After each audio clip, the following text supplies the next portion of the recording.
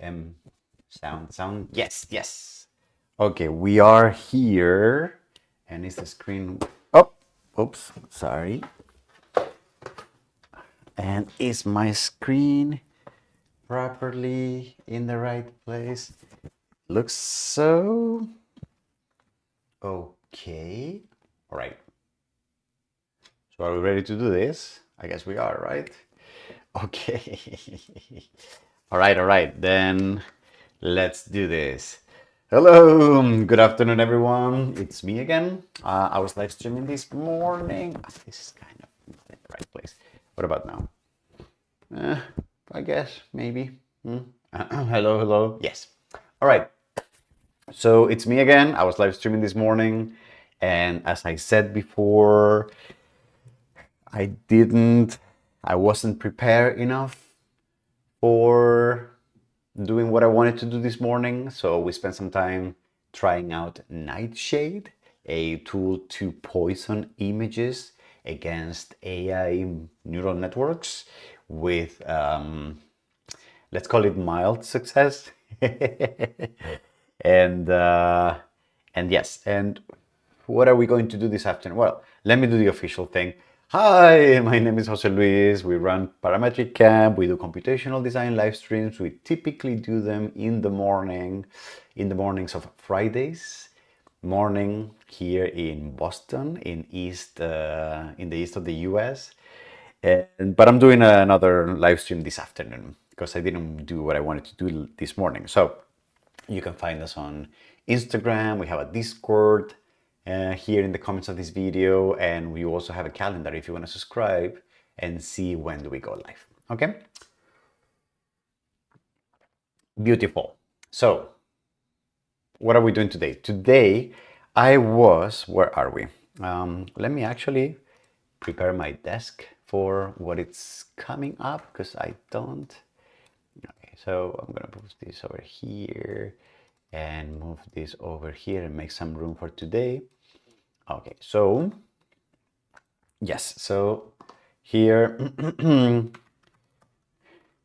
where is my browser? Where is my browser? Okay. All right, parametric, no, not this, parametric camp here. Okay, so we do have a new playlist that is called Web-Based Drawing Apps.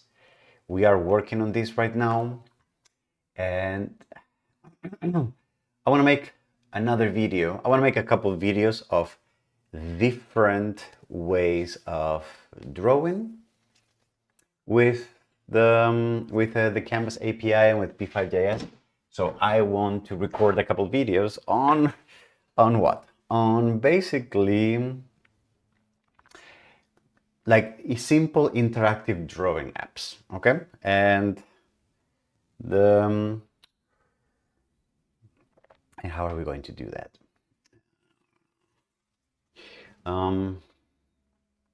Yes, we're gonna do one video in which we're gonna do something that feels like Photoshop. So we're gonna be drawing with a brush of sorts. And then we're gonna move on to a video where we're going to do something like drag and drop or like click and drag kind of situation, okay? I think something along those lines, yes. And what is that going to look like? Well, where do I have these files? Yeah, I'm really not prepared for this. Full start, full end, hello canvas, full start. Okay, so let me open up a Visual Studio Code, and I'm going to open this here. And then I'm going to open a Chrome browser where I'm going to start a live server here. And I'm going to run this here, and then hello P5 start is basically just some we may want to replace this with CDN links anyway. and the JavaScript files, and this was basically just hello P5 in the console. There you go. And then if I go to the full version, we have this one here, where it's just all the stuff that I was drawing. Okay. All right. So I think what I would like to do is I would like to make an app where I can have the canvas,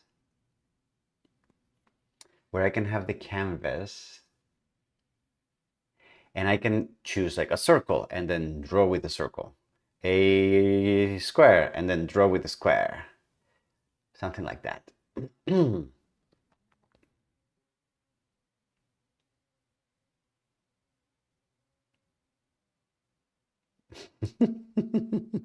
I'm in my house right now. I can hear my partner singing from the room next door. That's very cute. Okay, sorry, got distracted. I really like her. All right. And what was I saying? I got distracted. Yes. Yeah, so let's just do that. Okay. So how are we going to do this? I'm going to make a start project like I did before, and then a full project, which will be the thing when we are completed, and then I'm going to record the intro as we typically do. I mean, it's not going to be so. Let's get started. All right. Okay.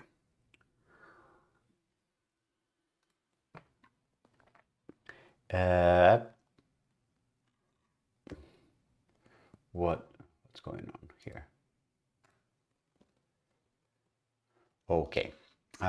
So I'm going to have to, and if you're new to the channel, you're welcome to say hi on the chat. Where are you coming from? What brought you here? All of that kind of stuff. Okay. Alrighty. So then let me start the project. So what am I going to do? I'm going to, just like we had here, I'm just going to hello P5. I'm just going to copy it here, and then drawing app. I'm going to call this brushes. Okay, and this is going to what am I going to do? Why not just have it here? Yeah, I can just have it here. Drawing up brushes start. Okay. Yeah, I can't because it's being monitored by the server, and then it just creates conflicts. Okay, fine. Okay. Drawing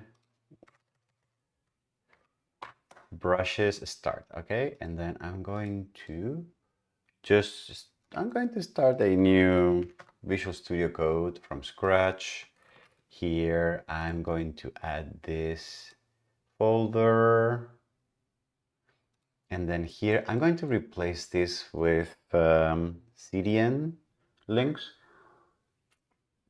How am I going to do this? Well, I'm going to go to the P5JS editor, which I think does link to CDNs. Yes, here.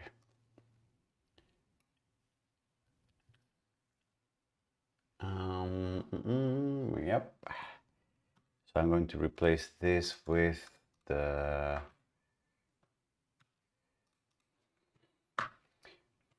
P5 version. So that's the full one. And then here I'm going to add optional sound libraries, which I don't want. And then the minimized version, I think, should be p5js.min. I forget. And I'm going to minimize this, and I'm going to, what am I going to do? I'm going to run a live server here, and I'm going to go to the root, And then I got hello p5, and now I don't need to have this. I'm going to remove this. I can remove this file too.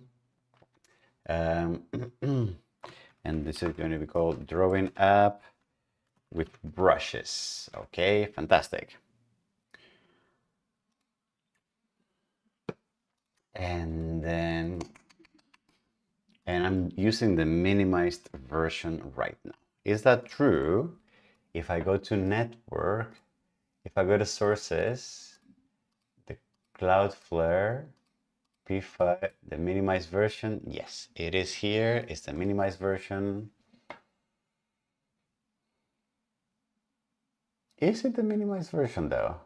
I mean, I can just copy this, and if I get it, yes, it is the minimized version. It's just that it looks like the viewer here is unminimizing it.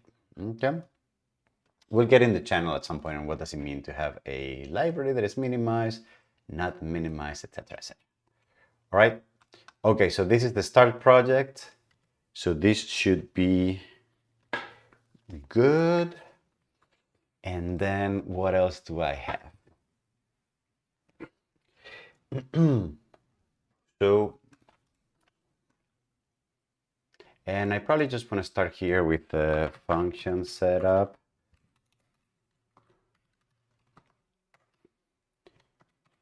Okay. Function setup. Okay, and then function draw. Okay, fantastic. And then we got hello, and then if I open, sorry for the confusion, I'm just setting things up here. When I was doing this, did this sketch use draw? Yes, it did use draw. So we have explained that in the previous video. Okay. All right. So I'm just going to delete this because it's not what we're looking for. Okay.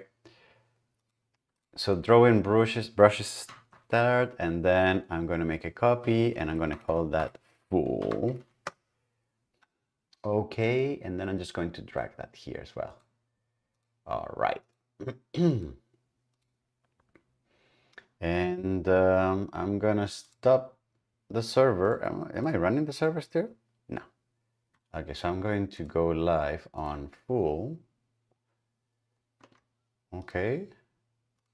I'm gonna stop this.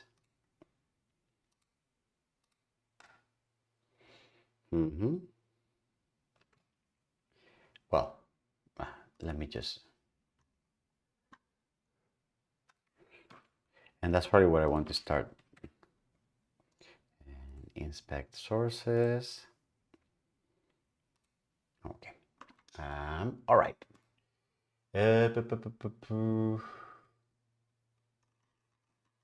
Okie dokie. Index.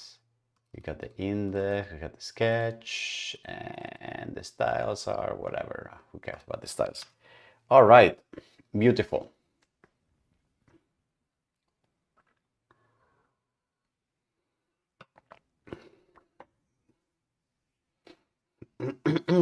Okay, good.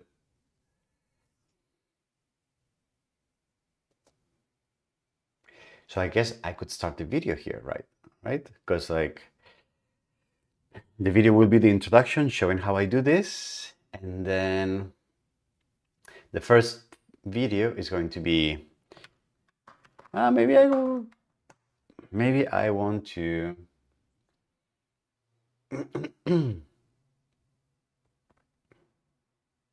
I want to start a new something here, and I'm gonna be like, yeah, this is like Photoshop, and oops, it's like Photoshop, and I'm going to the brush.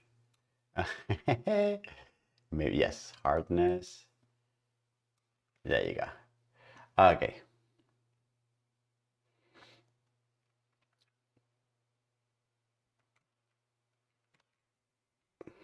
Okay. All right.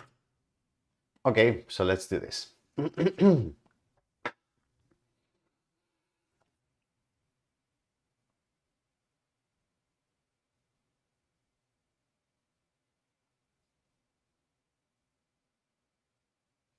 Great! So this is going to be the first video in a series where I will want to build a drawing app incrementally with many different ways of interacting with the way we are drawing on the canvas. But for this first early version, what I would like to do is I would like to mimic a little bit the spirit of Photoshop and drawing with brushes, or that idea that as soon as I am moving my mouse and clicking over the canvas, I get immediate drawings, immediate color added to the pixels that are part of that canvas. All right, so this is going to be the main effect that we're going to go for in this app, and we will do a little bit of interplay with like how do I click, what is the size of the brushes, what things I can control, etc., etc. So we're going to do a little bit of that, mostly using the keyboard and using, like, we're not going to get a lot into UI elements, but that's going to be the main metaphor that we're going to use for this first stage of the drawing app. Okay, so how is that going to look? Well, like in the previous videos, I am going to start from a project called Drawing Brushes Start. In this project, what you can see is that I have a basic HTML file that has absolutely nothing. It just loads some styles. It loads the P5 library, and it loads a main sketch, which right now is doing absolutely nothing. Okay, so it's just printing hello P5.js to the console. Okay. And so that is the started project. If you want to follow this video coding with me as I go along, you're more than welcome to go to the GitHub repo, which is in the link of this video, download Drawing Brushes Start, and then that's where we're going to start coding, okay? The final project is going to be called Drawing Brushes Full, and you will also find it in the link that I have here underneath, all right? Okay, so what is the first thing that I'm going to do? The first thing that I would like to do is I would like to make sure that whenever I click the mouse, I draw some kind of shape on the screen. Actually, before that, I forget what I would need to do is I would need to create a canvas, right? So I'm going to create a canvas, and the canvas is going to be whatever, 400 by 400, maybe a little bigger, okay? And actually in P5.js, if you want to make sure that you are full screen, something that you can do is you can use the window width and window height variables, system variables that P5 gives you out of the box. So if I type here window width and window height, these two variables belong to P5.js, and P5.js makes sure that always, whenever the window is moving around, that the value of these two variables always represents the width and the height of the window in the browser. Okay? Beautiful. So if I save that, I now have a canvas element here. And then what I can do in my main draw function, remember this is a function that gets drawn over and over again very fast as an animation, roughly 60 frames per second, more or less. Think about the video. What I can do is I can write here whatever I want to do every time the animation refreshes. So what I can do is I can say, if the user is pressing the mouse, right? So I can use also a similar variable like window width and window height. P5.js gives me mouse is pressed as a variable that already exists and that I can use to wonder if the mouse is pressed or not.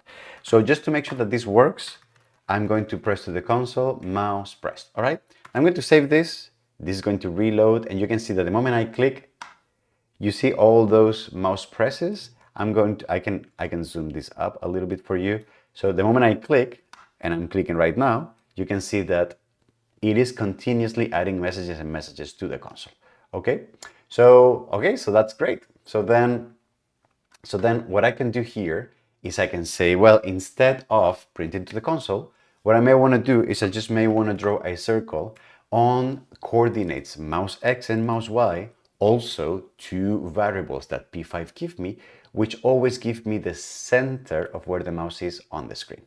And then some random number, which is going to give me the size of the circle, okay? If I draw that, you can see that the moment I click, every frame that my mouse is clicked, I am drawing a circle that is centered on the mouse and that has a diameter of 50 pixels, right? You can see that by default, the size, you can see that by default, I have a black stroke around the circle and that the circle has a white fill. So if I want to do something similar to what I did, I can say I want no stroke and I want a fill color, which is going to be 0. 0 means black, right?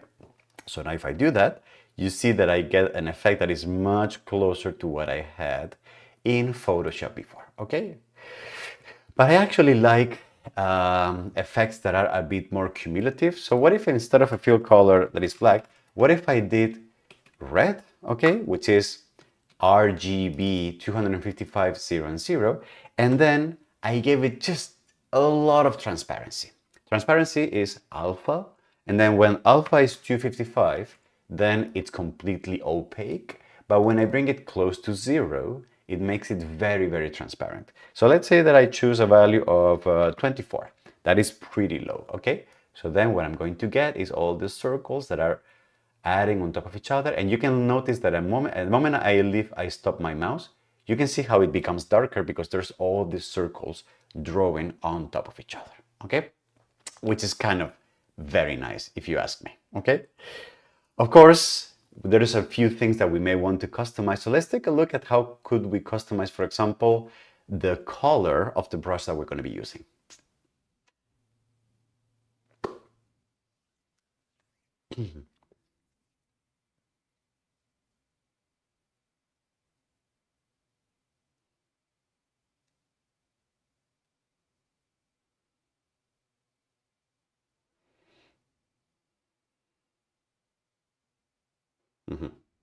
But that's not what we're going to do.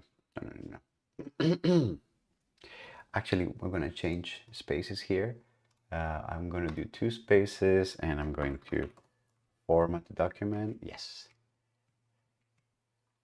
Okay. Before that, I'm going to explain something else.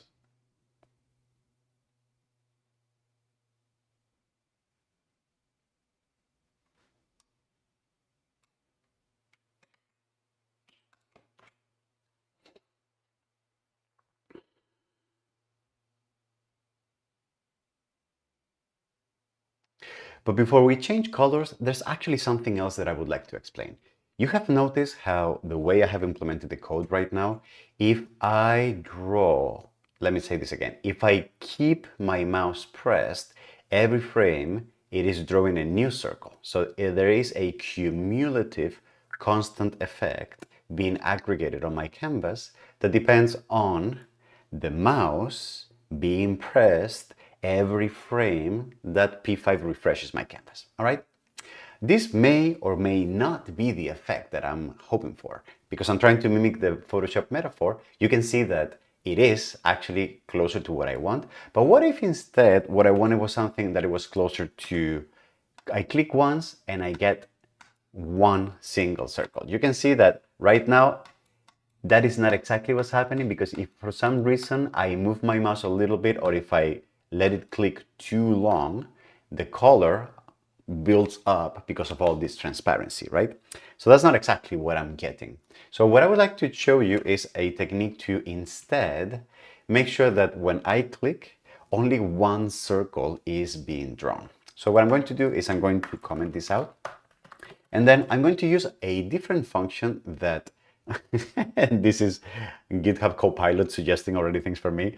I'm going to use a different function that P5.js has built in, which is the mouse press function. So I'm actually going to go to the P5 documentation, to the reference, right?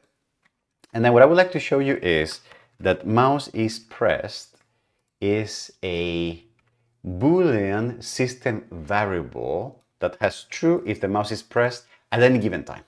All right. So this is very important, because what this does is telling me that system variable P5 already gives me this out of the box and that I can check this at any time. Whereas if instead I went to the mouse pressed function, what you can see is that the mouse press function is a function that is called once And only once, this is the important part, every time a mouse button, whichever one it is being pressed. What that means is that if I go here to my code and then I implement a mouse pressed function, what that will do is that I'm basically telling to P5, look at my code, and if you have a mouse press function, I want you to use that function and to run it once every time I click the mouse, all right? And then I'm just going to go with the suggestion, which is basically what I had here. I'm going to save this, and I want you to notice how I'm going to click, and even if I'm dragging, I'm still pressing my mouse here. Even if I'm dragging, I'm not drawing anymore.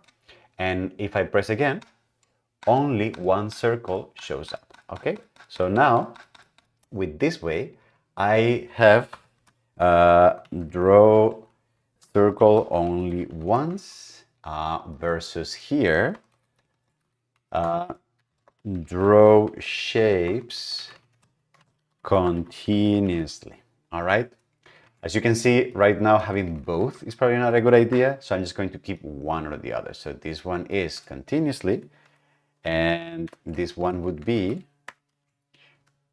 just one off, okay?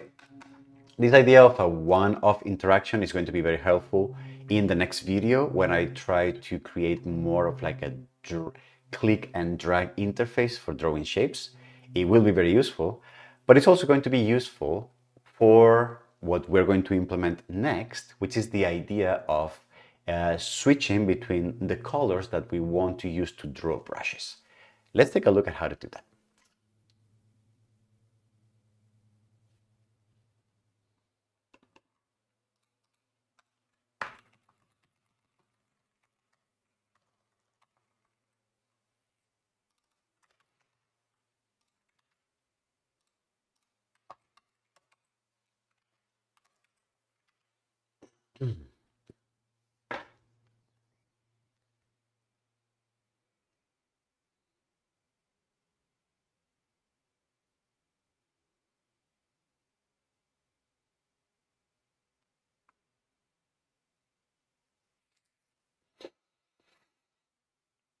I think it's going to be quite simple. So first of all, what I would like to do is I would like to define a function, sorry, a variable that I'm going to call shape color, which is going to be one that we're going to use to keep track of what is the color that we want to be using to draw shapes at any given time, right?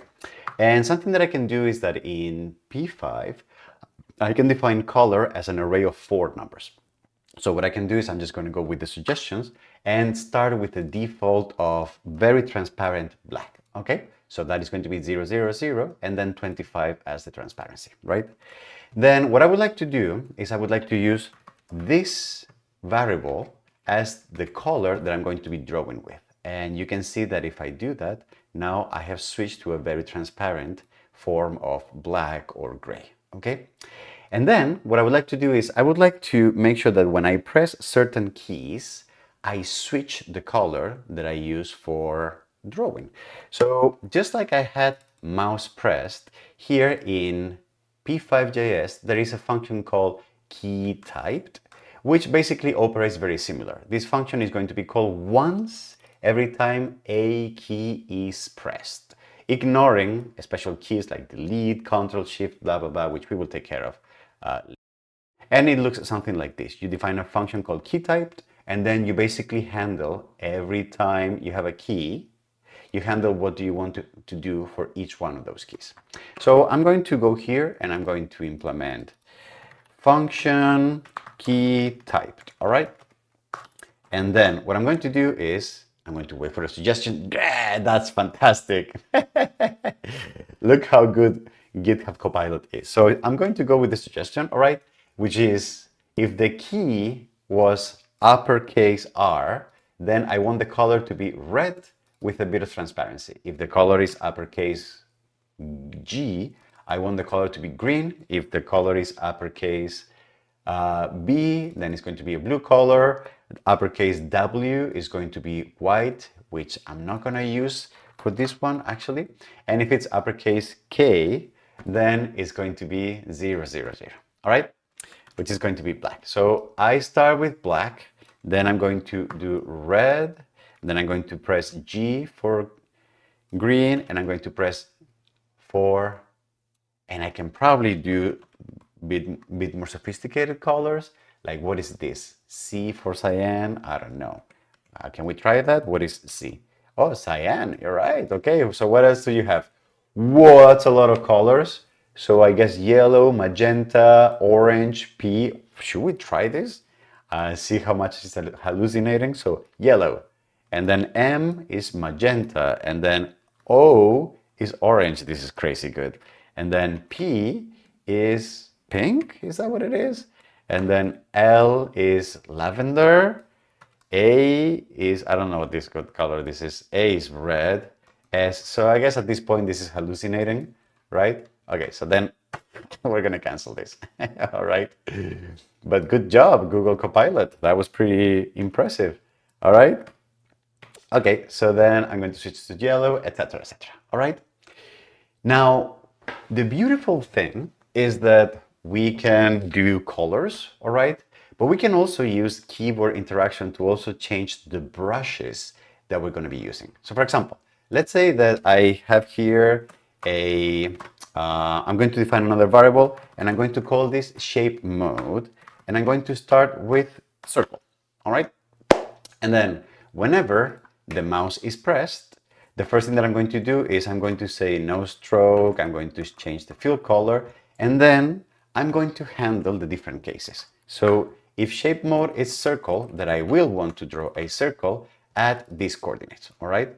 Otherwise, if the shape mode is a square, then I want to draw a square, which is also a function in P5, yes, right? And then what I would like to do here is I would like to add more cases. Then perhaps I'm going to do them here. So for example, here it's going to be colors, and then here I'm going to do shapes, and I'm going to start if key equals lowercase c, so I'm going to use lowercase for the shapes, then shape mode is going to be circle. Otherwise, if the key is S, I'm going to draw a square, all right? And then here, I can keep it as a different conditional, that's fine, okay? So we have C as the default circle. I'm going to do R, and now I'm going to, oh, no, sorry, S. And then it's switching to a square, right? And yeah, and you can see that the squares are being drawn from the top left corner. So what I can do is I can switch in P5. There is a way to say that the rectangles should be drawn from the center. So I'm going to choose to rectangle, sorry, square, and then the square is being drawn from the center. All right, beautiful. What else can we do now?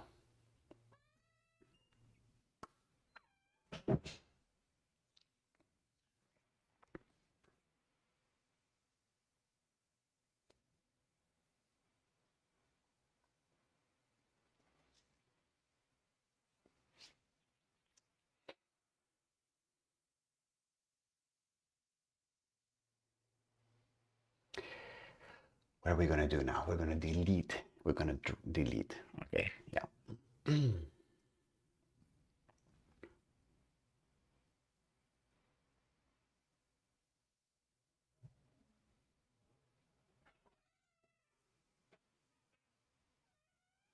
Now we're going to increase the size of the circle. How do I do that? How do I capture the plus? How do I capture the plus?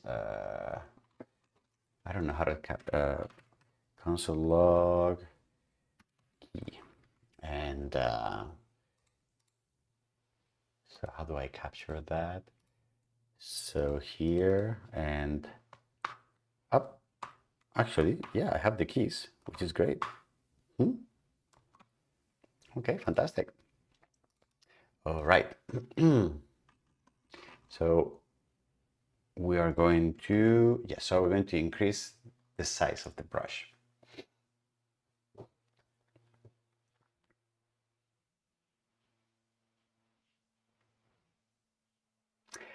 I know what we're going to do. We're going to also use the keys to figure out and work with the size of the brush. So I'm going to add another variable here. I'm going to call this shape size.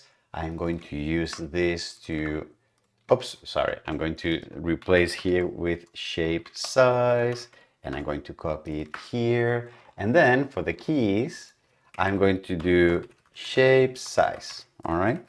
And what am I going to do? I'm going to say if the key equals the plus sign, all right, then shape size is going to be increased by 10 units, okay? And then if it's minus, then shape size is going to be decreased by 100.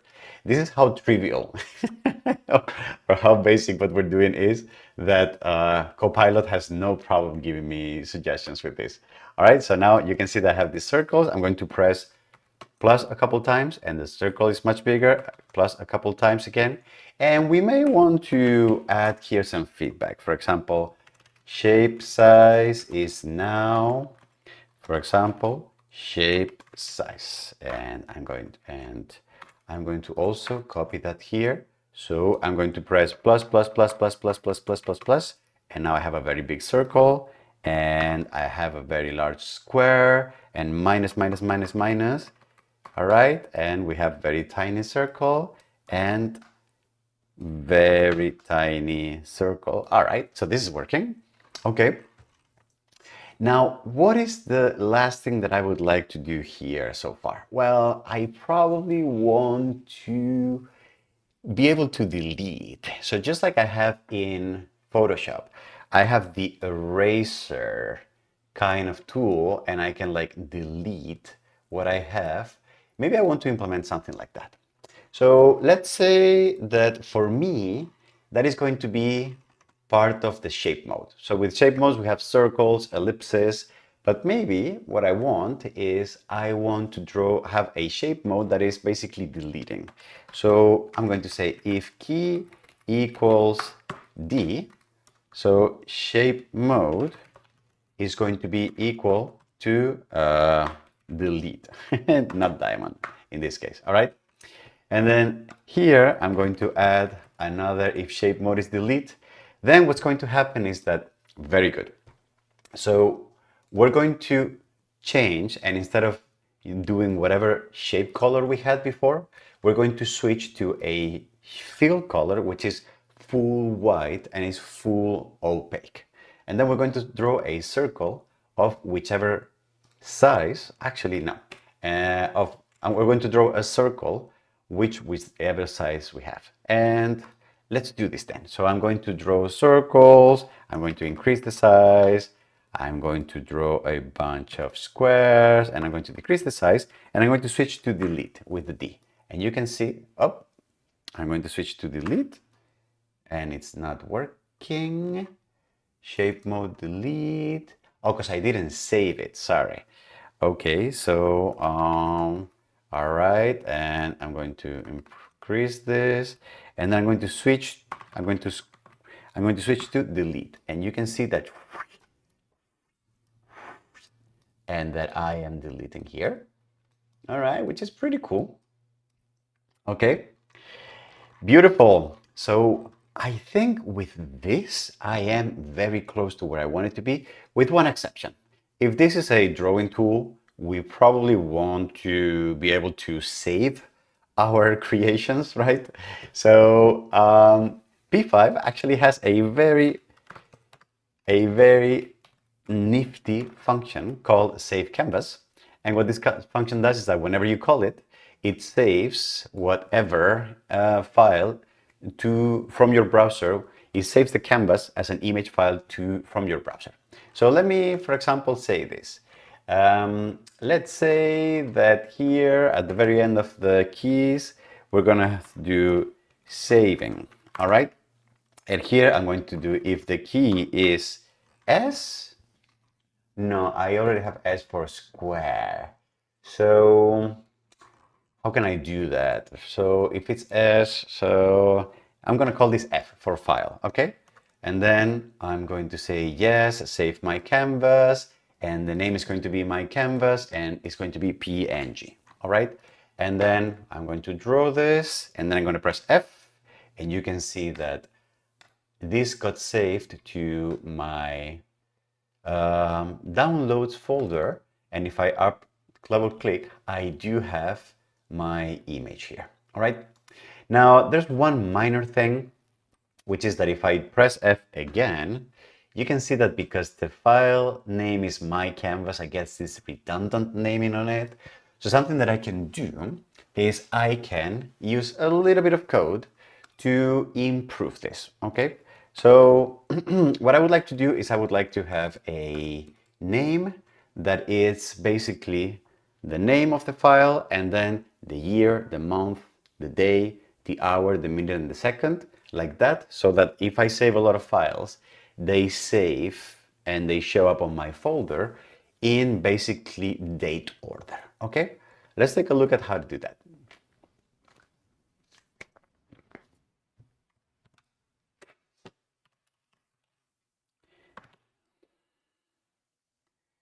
Uh,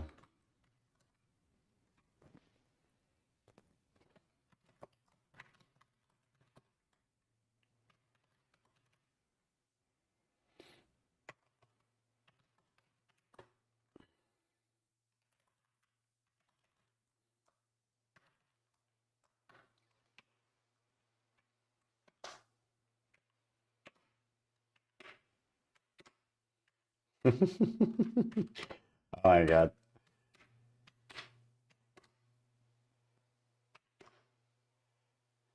That's very crazy. It's really good. Okay.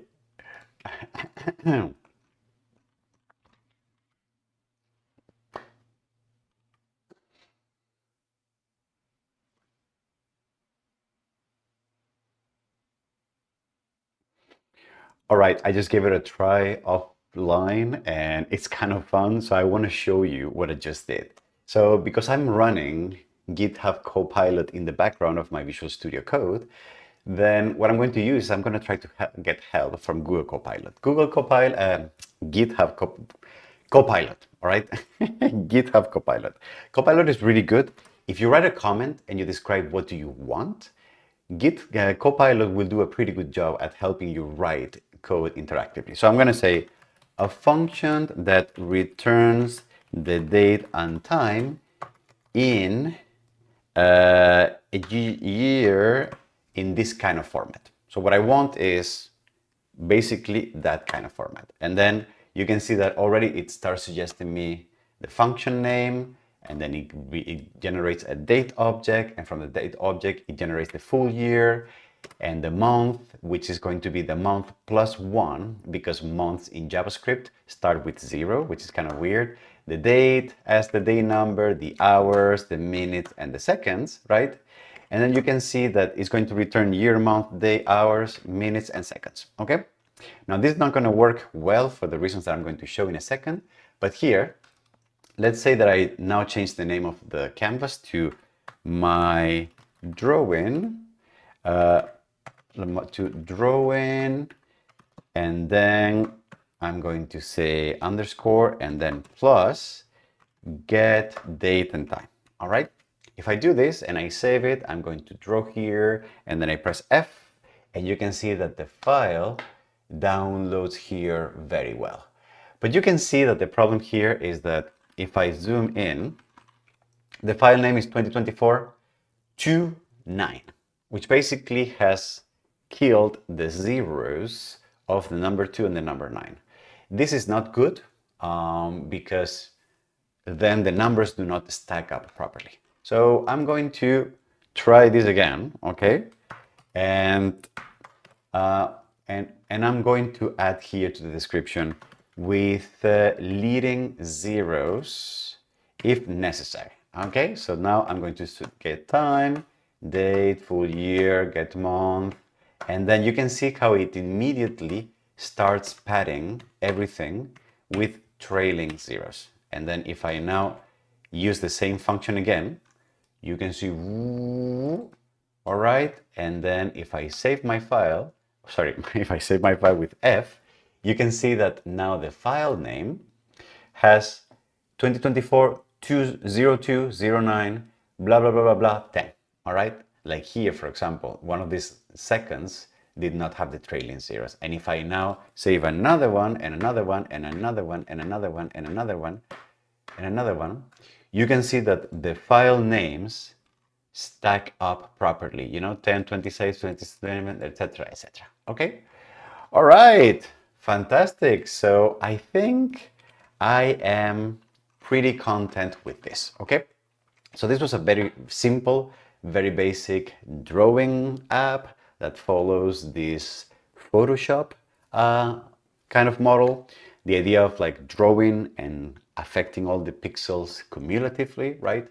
What I would like to do in the next video is I would like to improve this example to be able to have some kind of temporary geometry. So for example, let's say that I wanted to draw something where as a one-off, I want to click and drag and make sure that I can control the shape and the size of the object before it gets imprinted.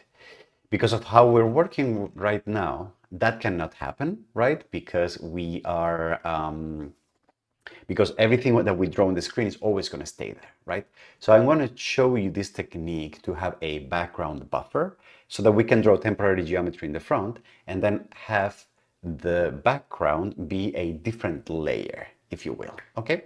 So that's going to be on the next video, which is going to come right after this one. So if you thought this was interesting, you're more than welcome to check the next video on the playlist and maybe like this video, subscribe to the channel, say hi on Discord, leave a comment, whatever you want to do. Okay? Thank you very much and see you on the next video. Bye-bye.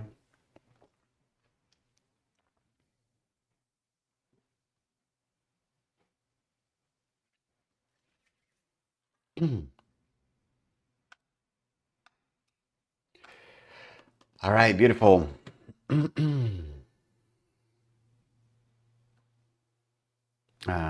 right.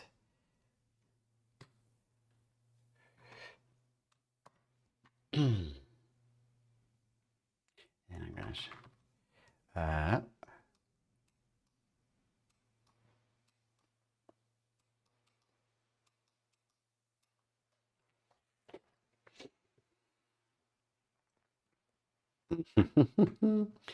all right. Okay.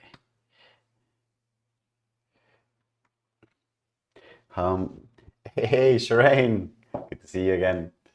All right, so now I want to introduce the video.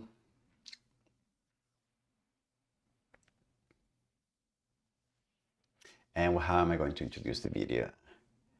I'm going to introduce the video by drawing pcamp with different colors. And what are the colors? Yellow, orange,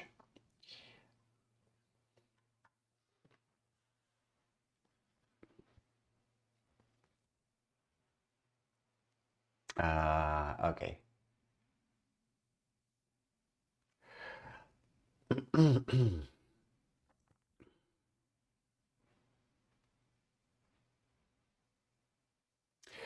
Hello, my name is Jose Luis.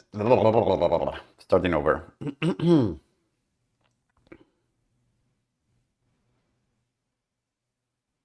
Hello, this is Jose Luis here at Parametric Camp and welcome to another video in this playlist web-based drawing apps where I'm going to teach you how to create a tiny Photoshop where we're going to be able to draw like this. I'm going to draw a shape. This is going to be a P. I'm going to change colors. Oh no, okay, I'm going to start over again. Starting over again.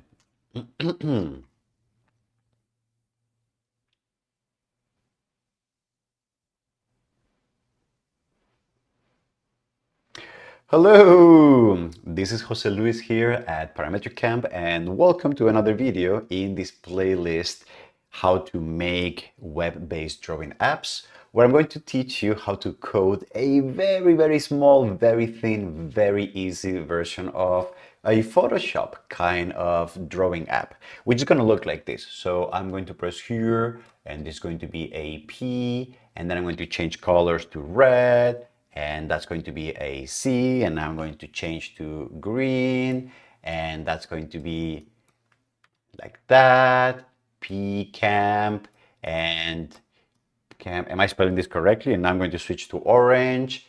P Camp. Oh, right. Okay. All right. I did a terrible job here. Okay. But you can see how I can use this to draw with different brushes. I can press F and download this file to my system. So now it's a bitmap that I can share with my mom because she is very happy with my creativity. I can even delete stuff. So I can press D and then you can see that I can delete stuff. All right. Or I can press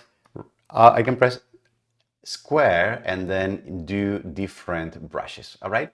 So basically, I'm going to teach you how to create a very thin, very simple Photoshop-like application. We're going to be using P5.js and JavaScript. It's going to be very fun. It's going to be super simple, and it's going to be a great place to start understanding how to use web as a platform to be creative. Okay. I think I want to start over again. Yeah. I'm going to start over again. I didn't like this. Okay. Let's start over again. Okay. And can I clear the browsing history? Can I clear this? How do I clear? Yeah, there you go. Out. Okay. And then I'm going to, okay, starting over again. We don't need this anymore. This can go here. This can stay here.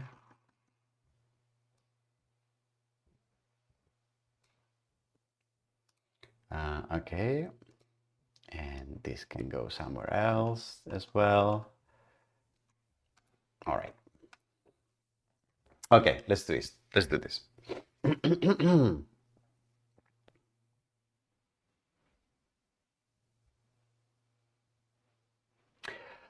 Hello, this is Jose Luis here at Parametric Camp, and welcome to another video in this playlist, web-based drawing apps, where what I would like to teach you is just how to write a very simple, very thin, very easy Photoshop-like drawing application.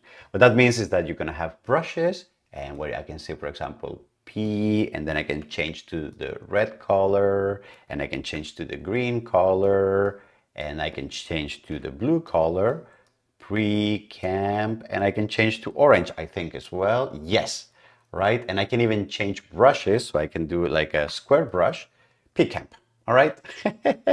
Or p-camp, right? And then I can press F, and then I'm going to download the file, which becomes a file, a bitmap that I can put on the internet, I can share with my family and friends, send us a message, and I can even do delete. So I can erase part of what I am drawing just with this kind of erase tool. So it's going to be very simple. It's barely 100 lines of code, and most of it is redundant, actually. And but it's going to be a really nice introduction to using P5.js, which is the tool that we're going to use. It's going to be JavaScript, and it's going to be base HTML, and it's going to be a continuation of the techniques that we have learned in the previous videos on this playlist. So I think I am ready to go. Shall we do this?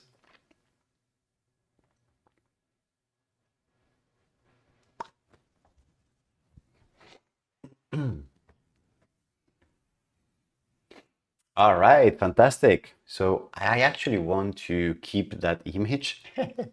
This one, yes, I'm gonna keep this one. I may use it for the for the for the thumbnail. Okay, so where am I going to put that? And I guess I have a folder with all the videos. So I guess I can put that in there. Yes, there you go. And great. So I think with this, I'm pretty content. So I'm going to take these two folders and I'm going to add them to the GitHub. here, and let's add that to, okay, so git status, all right. Let's add them all. Okay, drawing app brushes. Okay, and I'm going to push. And then, okay, so we are there. So what is the next thing we're going to do? We're going to create, I'm doing great. Well, I sometimes just like have to like go back and forth, you know? So,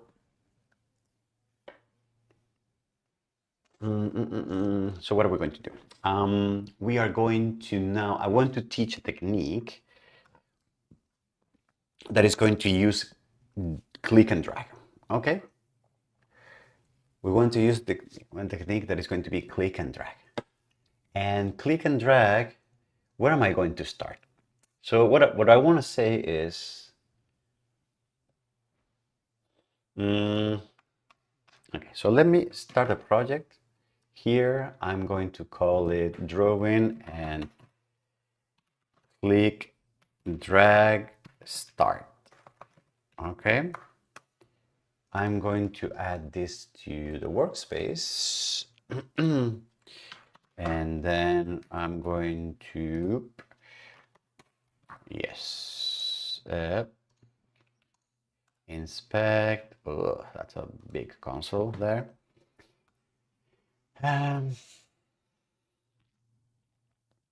So what do we got here? So,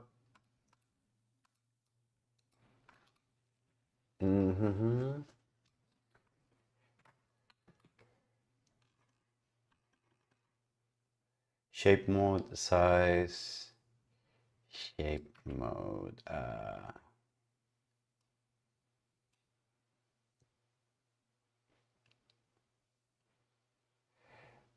So maybe what I can do is I can start by taking this example and say, well, what I want to do is I want to do something where I click and I drag and I can make the shape larger or smaller.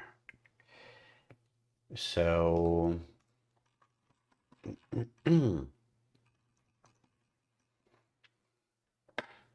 and that is going to involve teaching mouse pressed to where we clicked and and involving when do I release the mouse, okay, and where my mouse is. So I'm going to first implement this idea of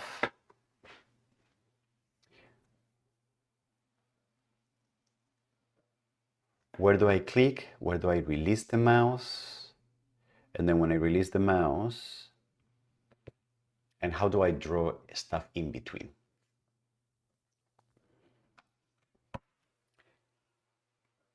And I'm going to stop. I'm going to go live on. No, no, no, no, no, no, no,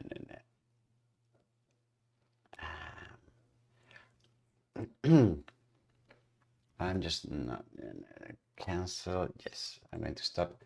I'm going to stop this. Save. No, I don't want to. Gone. Okay, so I'm going to draw in apps. I'm going to add this here. It's just easier to have a folder with all the apps, and then I just draw the folder in here, and then when I go live, it starts at the root of the folder, which makes things a little easier. So if I start this, you see click and drag start, and now it's not drawing anything.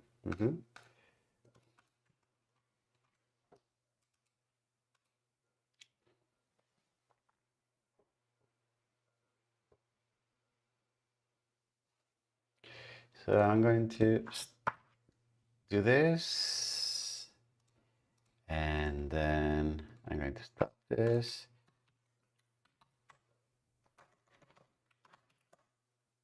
All right. And then I'm going to go live again.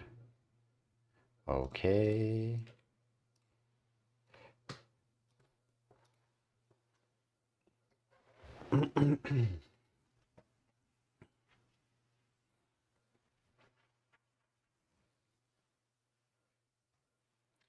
Okay.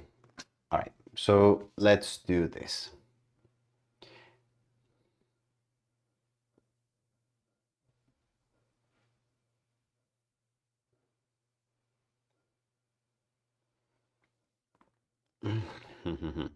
Okay. So I'm going to start by presenting the problem of I want to do more like a click and drag situation. Instead of that, I'm just going to maybe I use Illustrator for that.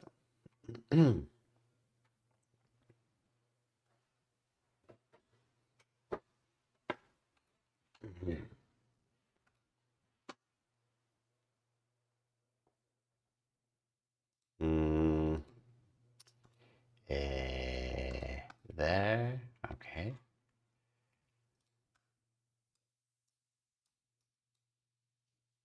Okay.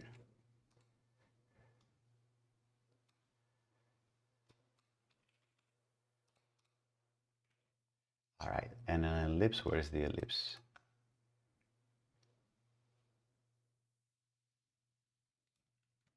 Okay. All right. So let me present this now.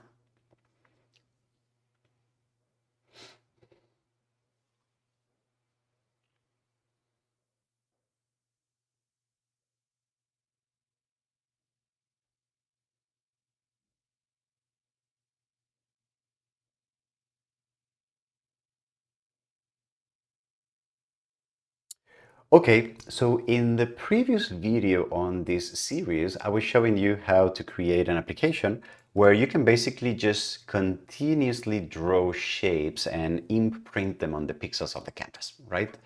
So actually, let me start that over. Let me start that over. Start over.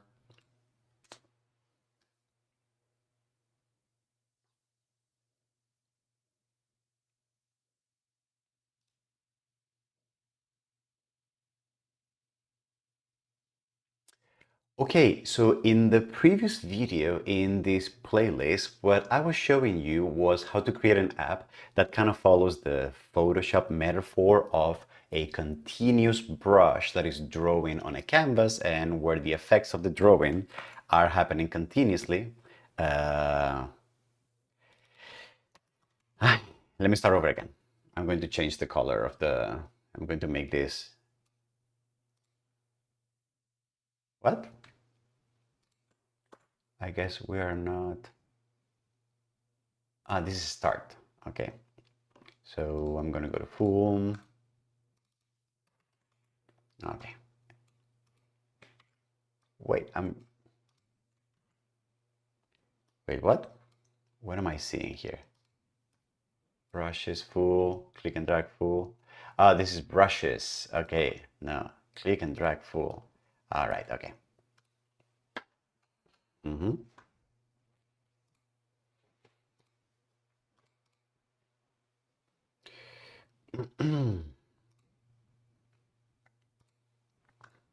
Okay, let's start over again.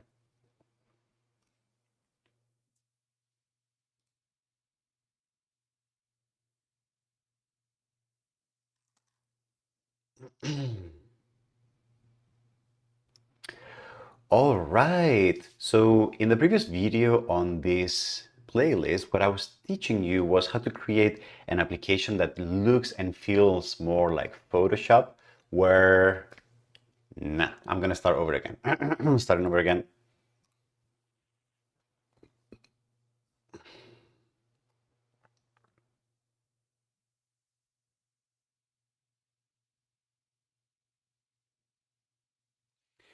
All right, so in the previous video in this series, what I was teaching you was to how to create a very simple drawing application where we follow more like the Photoshop metaphor of a continuous brush that is constantly drawing on top of the pixels of a canvas, right? So in this video, what I would like to try is to switch the model and perhaps go more towards a model that where the interaction is more click and drag based. And when instead of continuously drawing, like you typically do in Photoshop with a brush, what you do is something closer to what you do in vector-based software drawing programs, like for example, Illustrator, where when you say, I'm going to create a shape of a rectangle, what you do is you click and then the shape starts showing up as you move and click and drag. And the moment you let your mouse go, then the shape becomes fixed on the canvas. And I can choose a different shape, and then the shape just like grows. And then what I do is modeling by basically clicking and dragging in one-off instances of shapes as opposed to this continuous brush mode. All right. So what I would like to do is I would like to do that. If you haven't seen my previous video, I suggest you do it. There's going to be a link to that video popping up as a card here on the top left corner somewhere, and then there will be a link to that video also in the description of this one, okay? Because we're going to build on top of that example. So in that example, which I am calling drawing click and drag, right now we're going to start, for the purpose of this video, we're going to start with the previous example, the Photoshop-like, right? And then what I'm going to do is I'm going to change a few things so that we can follow that click and drag metaphor, all right? Now, what am I going to change? Well, the first thing is, before we start anything, I just want you to notice how, because the way we're drawing shapes is drawing them continuously whenever the mouse is pressed, I would like to, first of all, deactivate this and then start working with something that still doesn't do that continuous brushing, all right? And then the next thing that I'm going to need is I'm going to need to figure out a way to detect when the user clicked on the canvas, when the user is dragging the canvas around the canvas, and when the user released the finger from the mouse button, and then take actions accordingly depending on those episodes of the drawing story. I don't know how to explain this, all right? So the first thing that I would like to do is I would like to make sure that I know and I can capture when the user clicks and when the user releases the finger from the mouse, right? Thankfully, P5.js is also very useful in that sense. And if we go to the reference, we can see that there are, for mouse events, there's a lot of functions that I can use. So we've already seen in the previous video the mouse pressed one. So I think this is going to be the one that I'm going to use to figure out when the mouse is clicked. And there's another one specifically that is called mouse release, which is also very convenient because this is the one that I will be able to use to figure out when the mouse is released. Okay, so let's prototype that. So I'm just not going to focus on the drawing too much right now. What I'm going to focus is on capturing mouse events. All right, so what I'm going to do is I'm going to add a function here called mouse pressed. All right, and then I'm going to type to the console console log mouse pressed at mouse X and mouse Y. All right, and then I'm going to do the same thing for mouse release. Mouse released, and then console log mouse release at those coordinates. Okay, so look at what's going to happen. I'm going to click all the way here at the top right corner, and you see what showed up in my console. I'm dragging right now, and the moment I release, all right, you can see that those messages showed up in my console. Okay, so right now I have a very nice method to figure out when the mouse was pressed and when it was released. So when I want the shape to show up on the screen is whenever I am releasing the mouse. That's when I want to fix my shape, right? So what I could do here is, well, if I know that that's when I'm releasing the mouse, what I could do here is I could say I'm going to draw a rectangle from x coordinates to whatever other coordinates the moment I release my mouse. However, in mouse release, I actually don't have information about where did I click the mouse before. So what I'm going to do is I'm just basically going to create a variable here that I'm going to call in the global scope that I'm going to call last clicked. And that variable, I'm going to initialize it to an object that is going to be two coordinates. One, the x coordinate that I'm going to initialize to 0, and a y coordinate that I'm also going to initialize to 0. Okay? And then when I press my mouse, what I'm going to do is maybe I keep that, maybe I don't keep it, but what I'm going to do is I'm going to update the two coordinates of my last clicked event. All right. So now here see what I'm going to do. What I'm going to do now is I'm going to use a console log to say mouse was previously clicked on, and then last click and last click. All right. But I'm going to do that only when I release my mouse. So look at me. I'm going to click here. I am dragging. And then when I release, you can see that I print the mouse was previously clicked here and is now released here.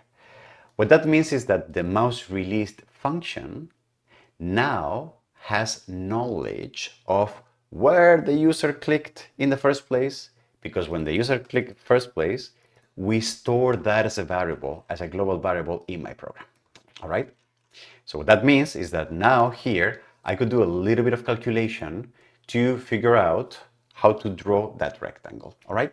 So what I'm going to do is I'm going to say I'm going to push so that I save all my styles and my transformations, and I'm going to push and pop.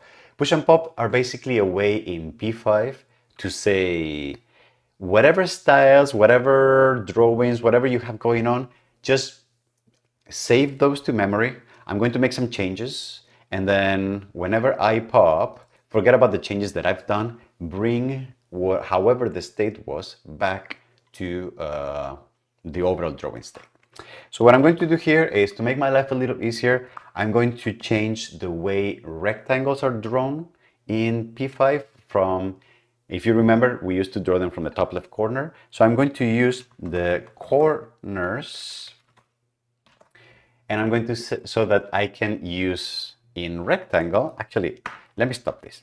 Let me show you why I'm doing this. So if I say rectangle, right, what I want to draw a rectangle is from the coordinates last click, right, to whatever my mouse is right now. So let me show you. If I do that, you can see that, oh, why is this not working? Oh, it is working, yes. So look what's happening. So if I use mouse X and mouse Y, these are the width and the height of the rectangle, and that should be, instead of mouse X and mouse Y, it should be mouse X minus last click blah blah blah, and this should be mouse Y minus last click dot Y. And then, but as you can see, the rectangle is being drawn from the center, because I said that before. All right. All right. Beautiful. Okay, so I think this is working. All right. But we are kind of drawing these rectangles without actually having intermediate information or an image of what the rectangle is looking like as I am drawing it. So well, you could say, well, then why don't we go back to the continuous effect? Why don't we just say here, I'm going to copy this rectangle, right? And I'm going to cancel this, and I'm going to say, if you're drawing a square, just draw it like this, right? So I'm going to switch to rectangle, and then I'm going to switch to square, and then you can see that, actually, let me make the color more transparent, okay? And let me, all right, so you can see that I am kind of moving my rectangle around, but because my because the effect of my drawing is cumulatively, because I'm drawing continuously, it doesn't delete what I had before. One solution to that could be, well, maybe I want to refresh the background every time I draw. If I do that, you can see that now I can drag my rectangle, because every single frame I am drawing everything that was drawn before, and I'm drawing my new shape, one single shape, right? But then I let go and everything disappears because I am still cleaning the background, all right? Okay, this is very messy. So how do I then make sure that I have both this idea of a temporary shape that is showing up on the screen and that is not continuously being added to the pixels in the canvas, while at the same time, whenever I let go, I make sure that that shape stays there and I can keep drawing on top of that.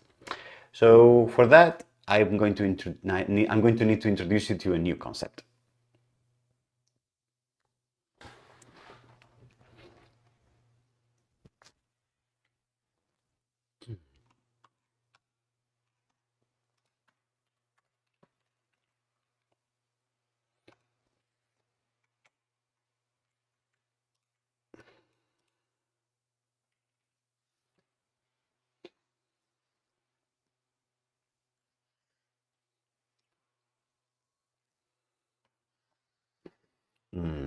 Maybe I want my laptop for this.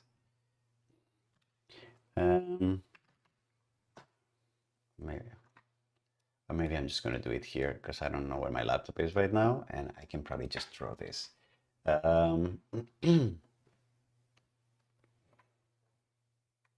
okay, so what am I going to do?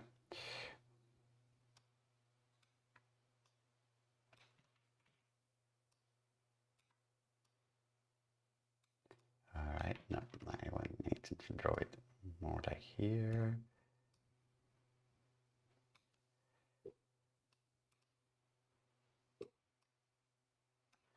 All right, and then I'm going to draw a new layer, and this layer is going to have, do I have brushes here? Brush bucket, no. Brush palette, where is my brush palette? Where's my brush palette? Is it somewhere? Oh, I can't see it. Okay. Where are my brushes? I can't see them. All right, whatever.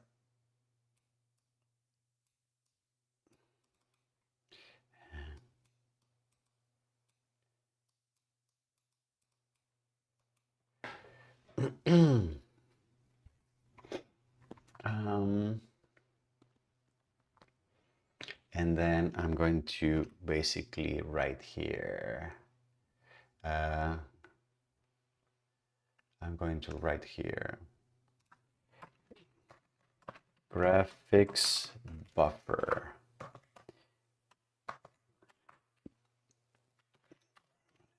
Pixels.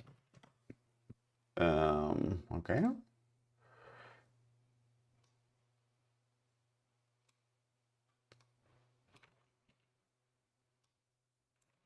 Oh boy. Okay. Here. And then I'm going to draw another layer where I'm going to draw with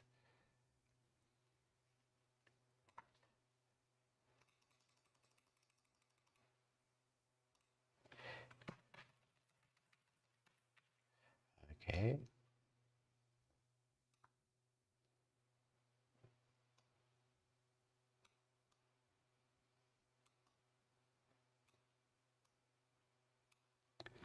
Nah, I was too far away.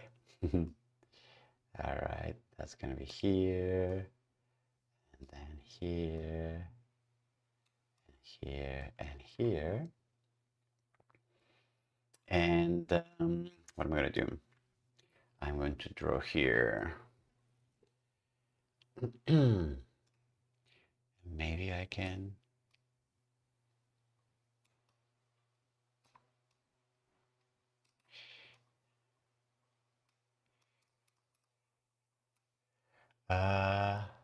Okay. And then here I'm going to draw like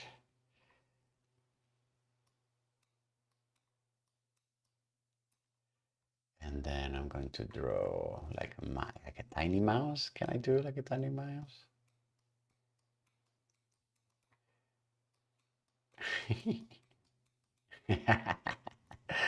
I'm kind of having fun with this.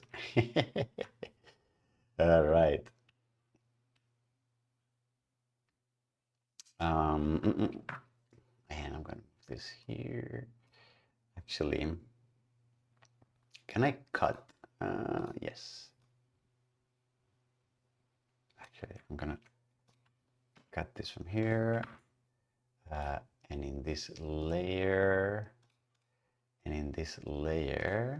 I'm going to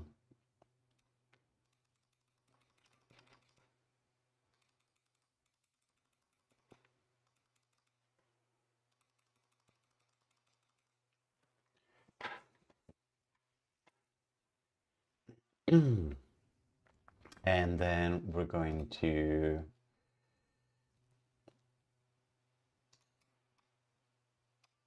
delete layer and going to do the click and dragging, and then we're going to call this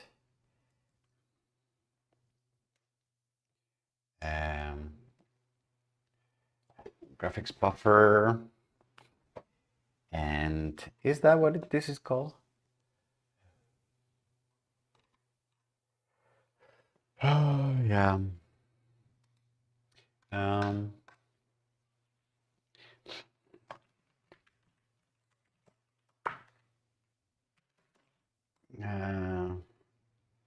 uh,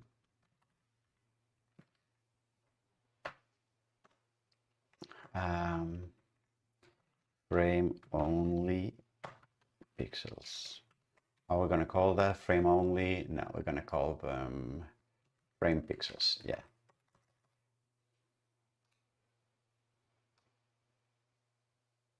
All right.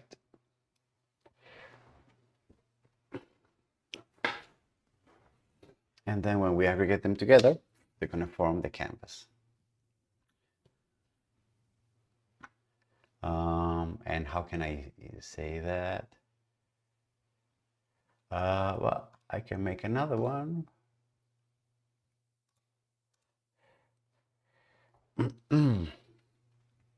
um,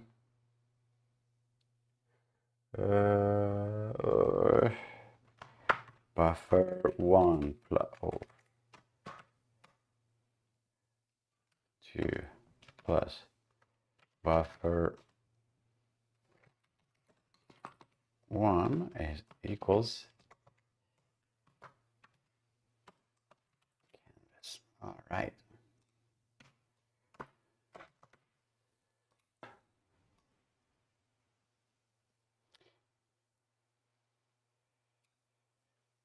And then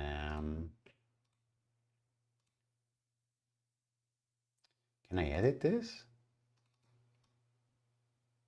Rasterize, edit text layer, graphic back first. 2. All right. And then this is 1. Okay.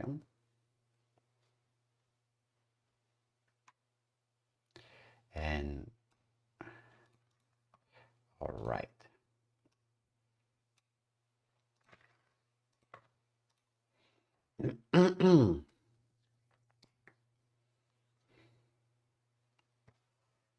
Okay. I think we are good with this. So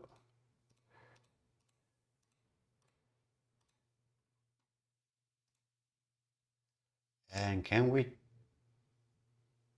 go into full screen mode or something? Do I need to? Okay. All right.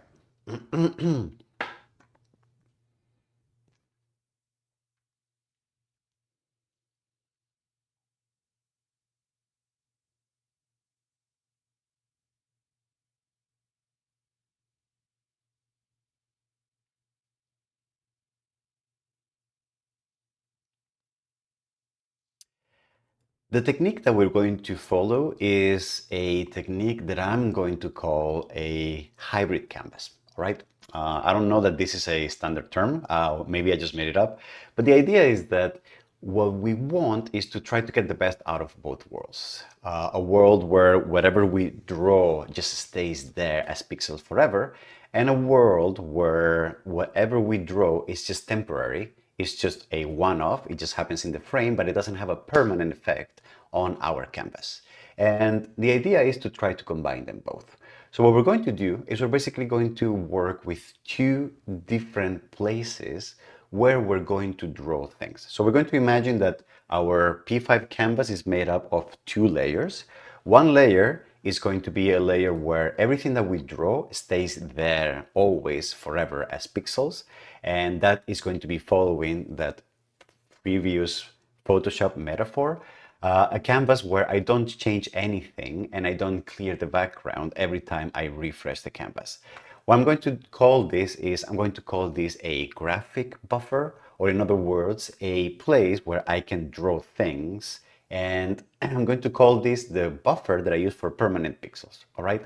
And then what I'm going to imagine is that on top of that, I am using a second graphic buffer, one where everything that I draw has the lifespan of just one frame, and it just gets regenerated and deleted every frame, right?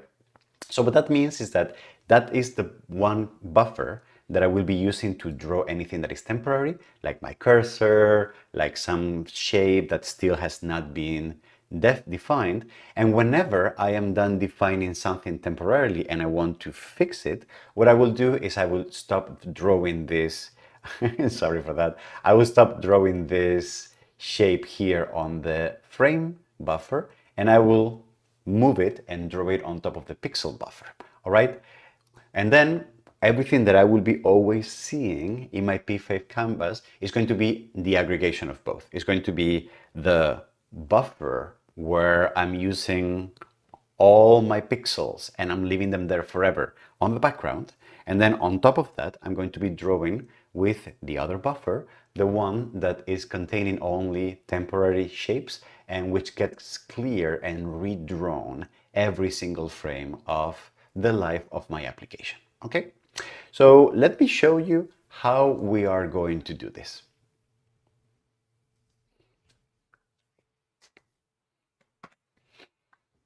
All right, I'm going to save this.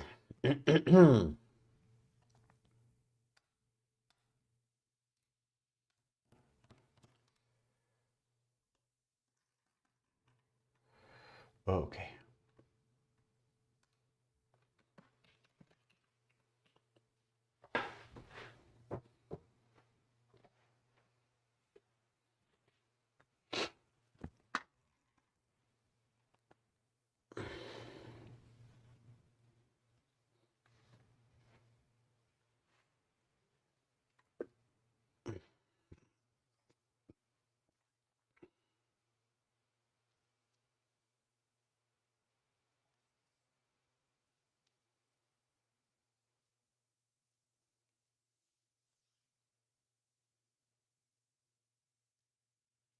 How am I going to do this? How am I going to do this?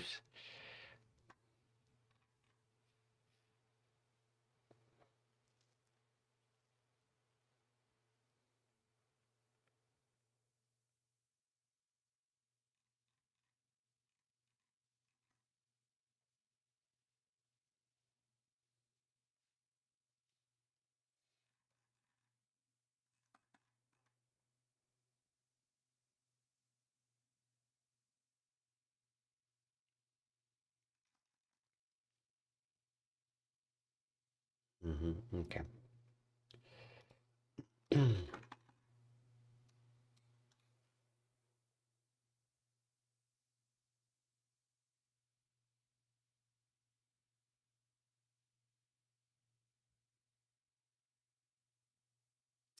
If we go to the P5 reference and I search for rendering, what you're going to see is that in rendering we have a few options to be more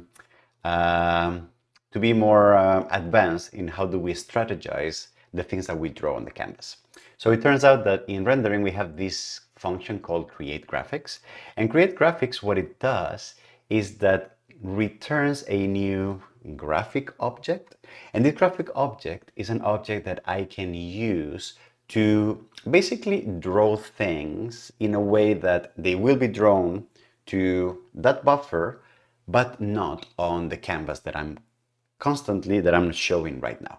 Imagine as if your P5.js canvas was a notebook and where you can draw on and then things will show up immediately. But imagine if you had another notebook that was not showing up on your screen where you could just go and say, oh, I'm going to draw to this one, but not going to show you. I'm going to draw to this one, but I'm not going to show you. And then every here and then, what you can do is you can bring this back, make a copy, and then put it back in the background.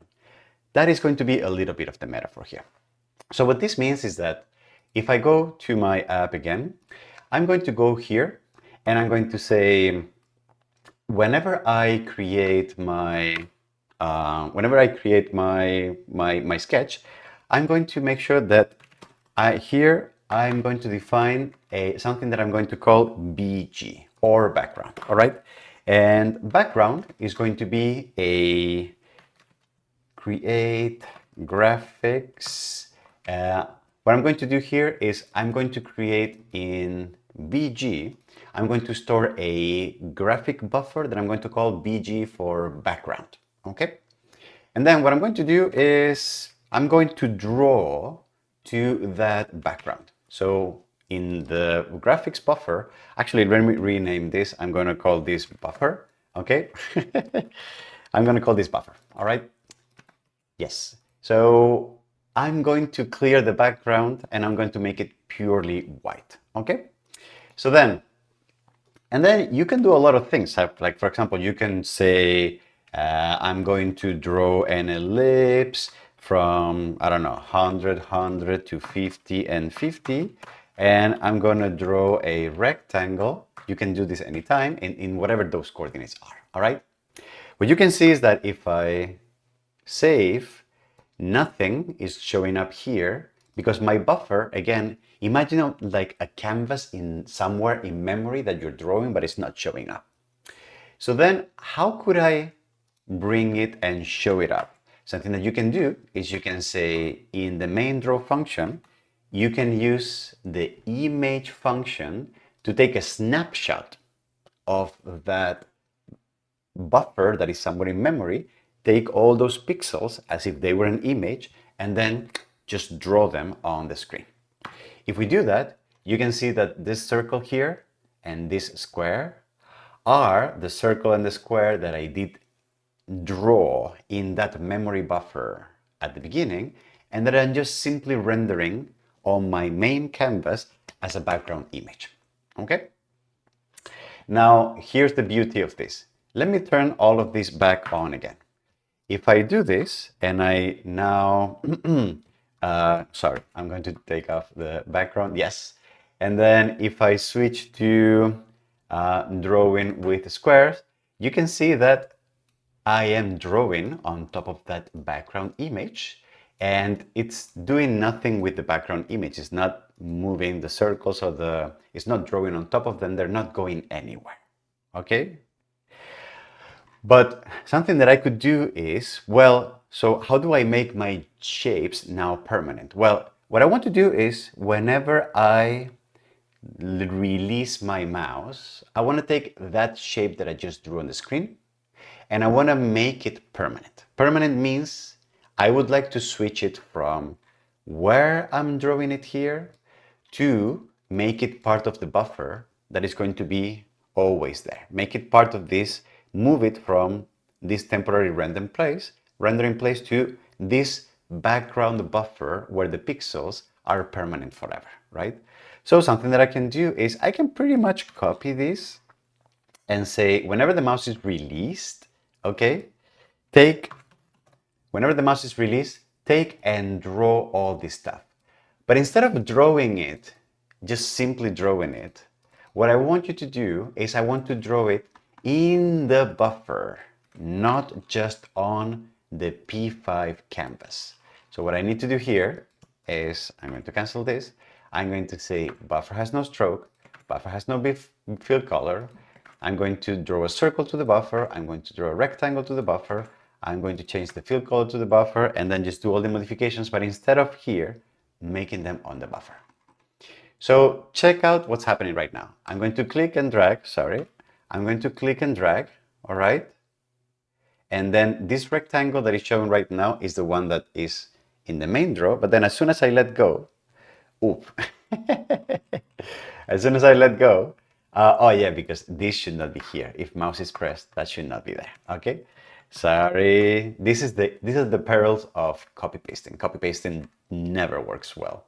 Okay, so I'm going to switch to square, and then as I let go, boom, those pixels now become part of the buffer. And if I draw another one, another one, another one, another one, because this, as soon as I let go, mouse release kicks in and one single rectangle gets drawn to the buffer, and then the buffer which becomes an image, it becomes a Photoshop stamp.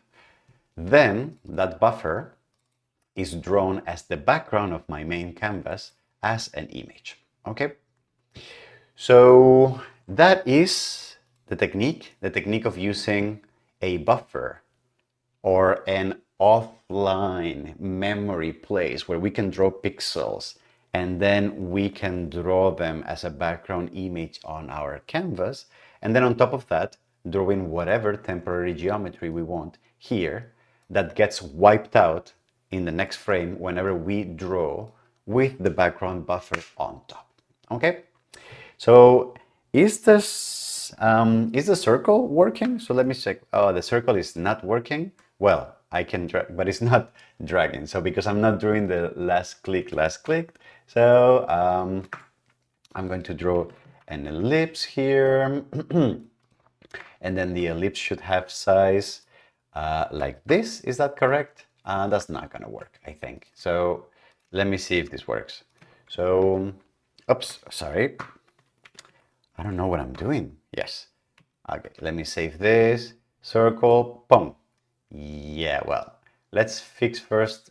Yeah, so that should be, actually that should be because it is the width is actually 2 times this, and this is actually 2 times this. All right, so now, yes, we have an ellipse that is working well. And then what I need to do is I need to copy and paste this in the code that stamps that ellipse in the background buffer. Okay, beautiful. And then I switch to squares. All right, I should switch to ellipses and rectangles. Okay, for example, lines. We haven't done lines, so can we do lines? Absolutely. For shapes, else if the key that I'm pressing is the L key, then I'm going to draw a line. All right, then here I'm going to add another case. Else if the shape is the line, then I do actually want a stroke, which is going to be the shape color. All right, I do want a stroke weight. Oh, I want a stroke weight, which is going to be the value of shape size. I'm going to make a very hefty shape size. All right, and then I am going to draw a line from wherever I clicked last time to wherever my mouse is. All right, so I'm going to press L.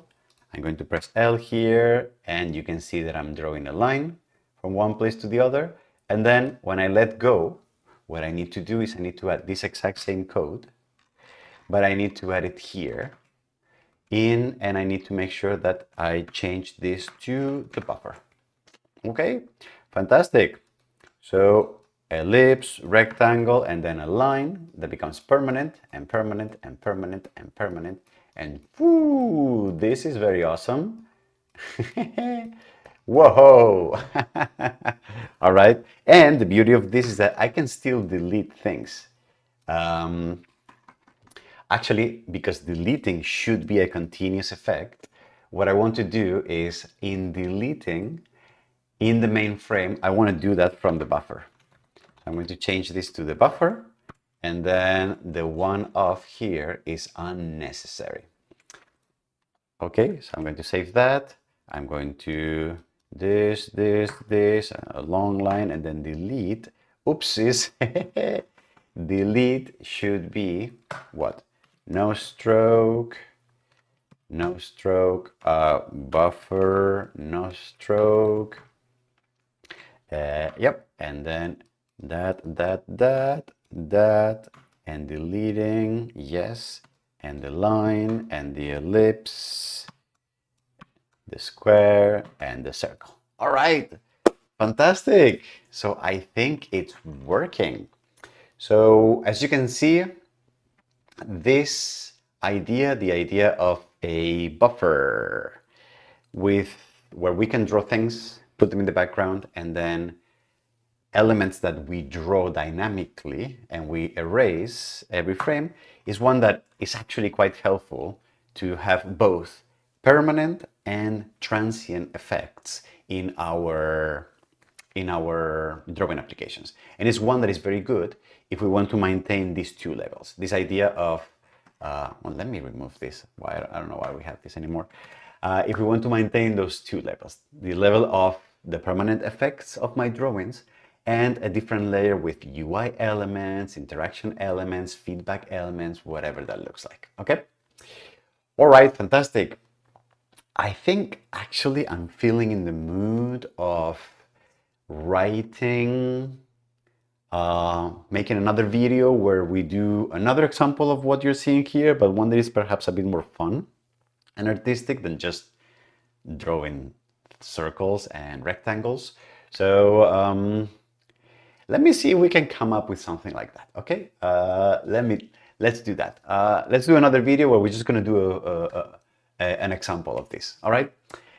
Thank you very much. If you did like this video, say hi, join the Discord, leave a comment, like the video, all that stuff. Okay, see you on the next video. We're gonna make a cool example. Bye bye.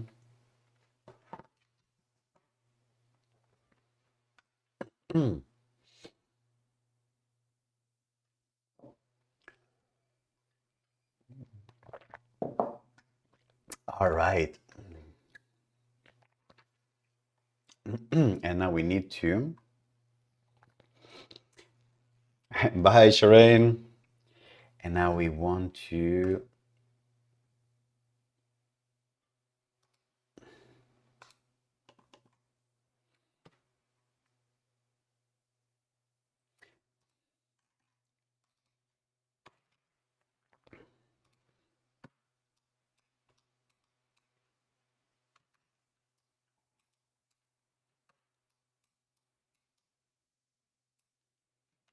Hmm.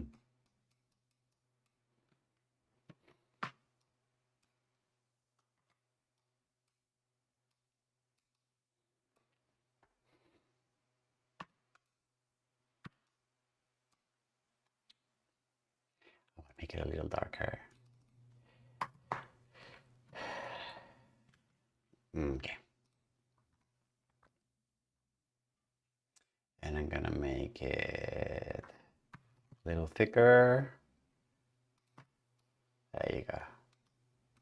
There you go. All right.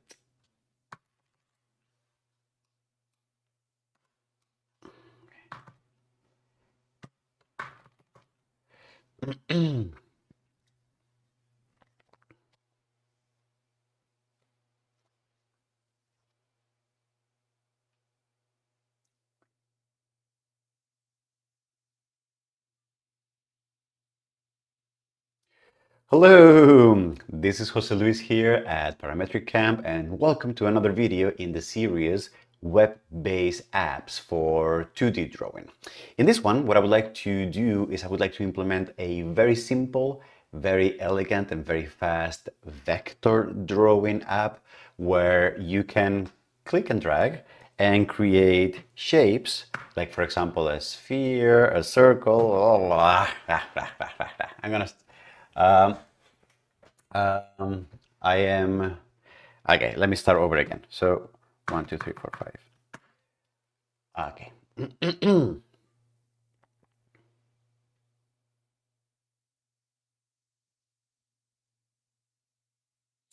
Hello, this is Jose Luis here at Parametric Camp, and welcome to another video in our series web-based drawing apps. In this one, what I would like to teach you is how to code a very simple, very thin, and very interactive drawing app that is perhaps more vector oriented, or where the main paradigm, instead of being brushes and Photoshop, is more like let me start over again.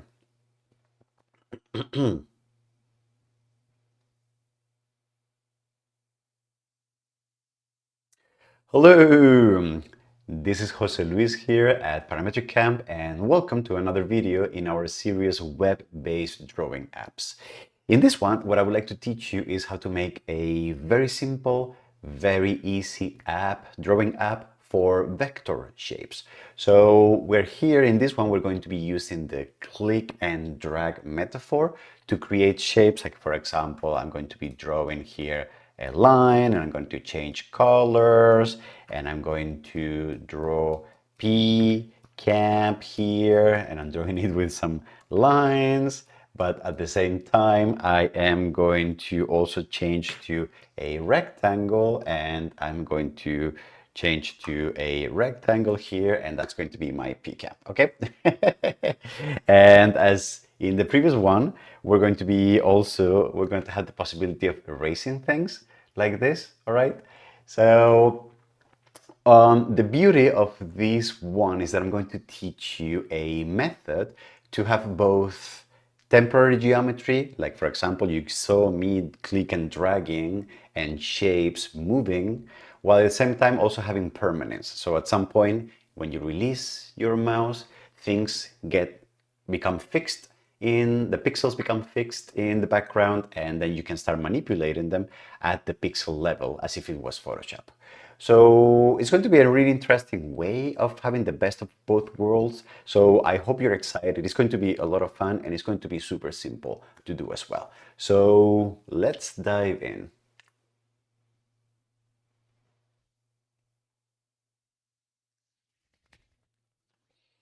Alrighty.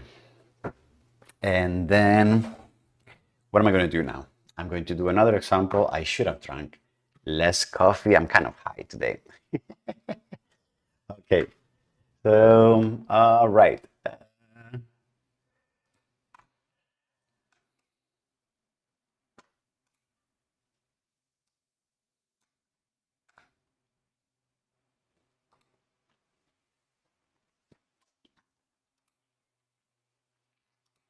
Okay.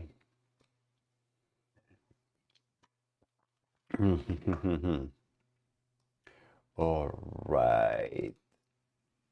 And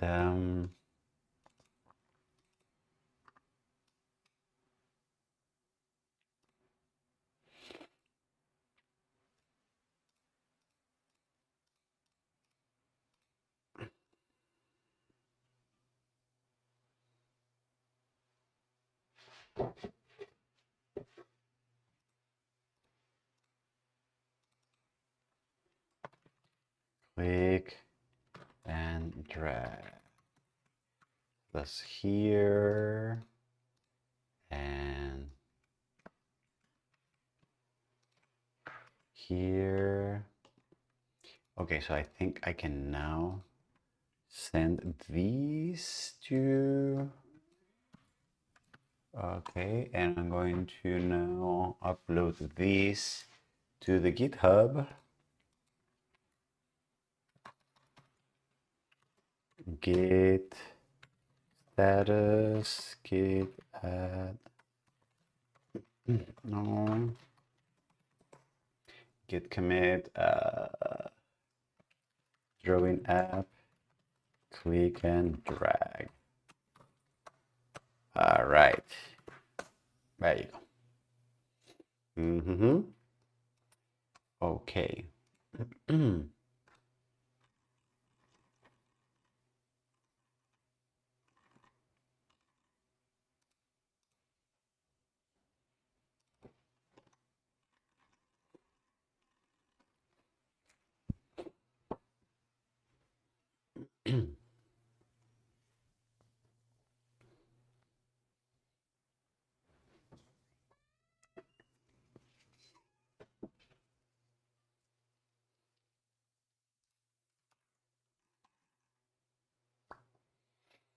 And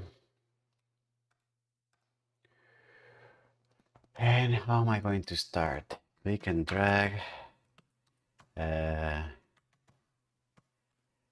Rotating line ribbon. I'm going to call these ribbons. Okay. All right, and then I'm going to draw this again here. And I'm going to go live. And ribbons, okay. All right, beautiful. So how are we going to start this?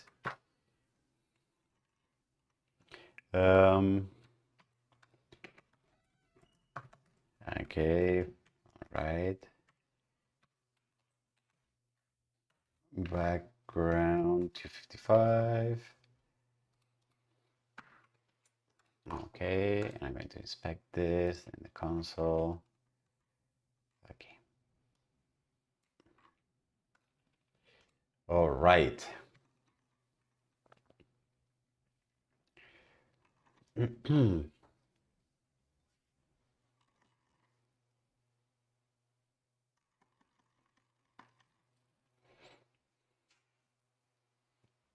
Okay.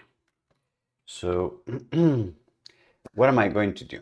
For those of you following the stream, what I'm hoping to do is basically quite simple. I want to have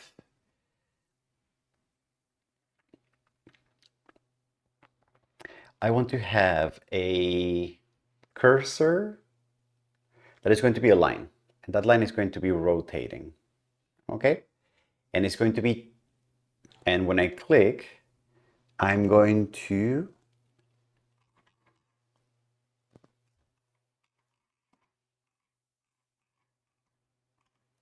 I'm going to draw that line on the buffer, okay? So let's do that. Let's try that first. And then we're going to change colors and we're going to do a lot of cool stuff, okay?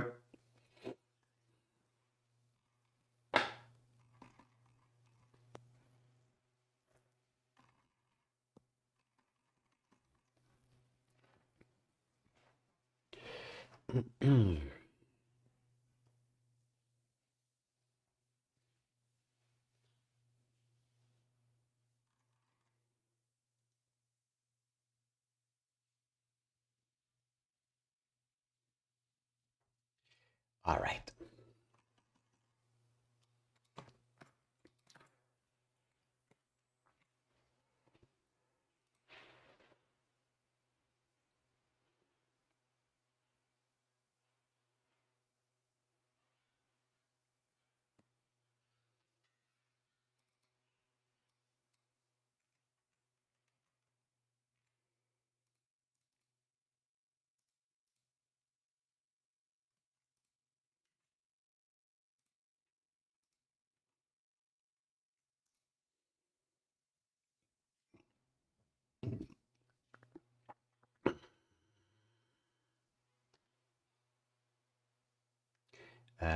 I'm just going to actually,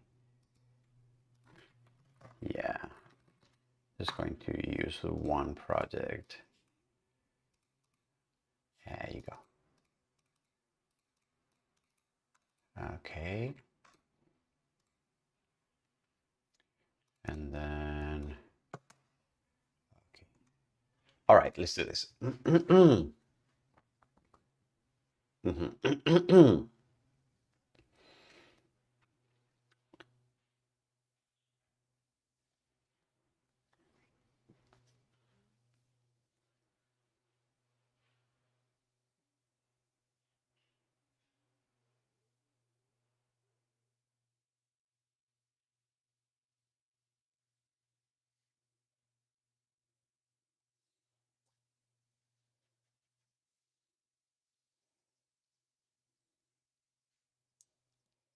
Okay, let's do this. So we're going to start by creating a line. that is moving with, that is a line, and we move, and then we press the line, and then we and I'm going to show the project. Okay.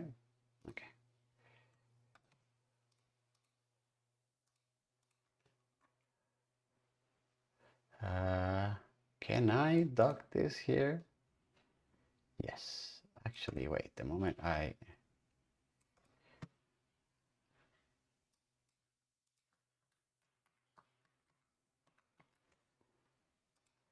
all right.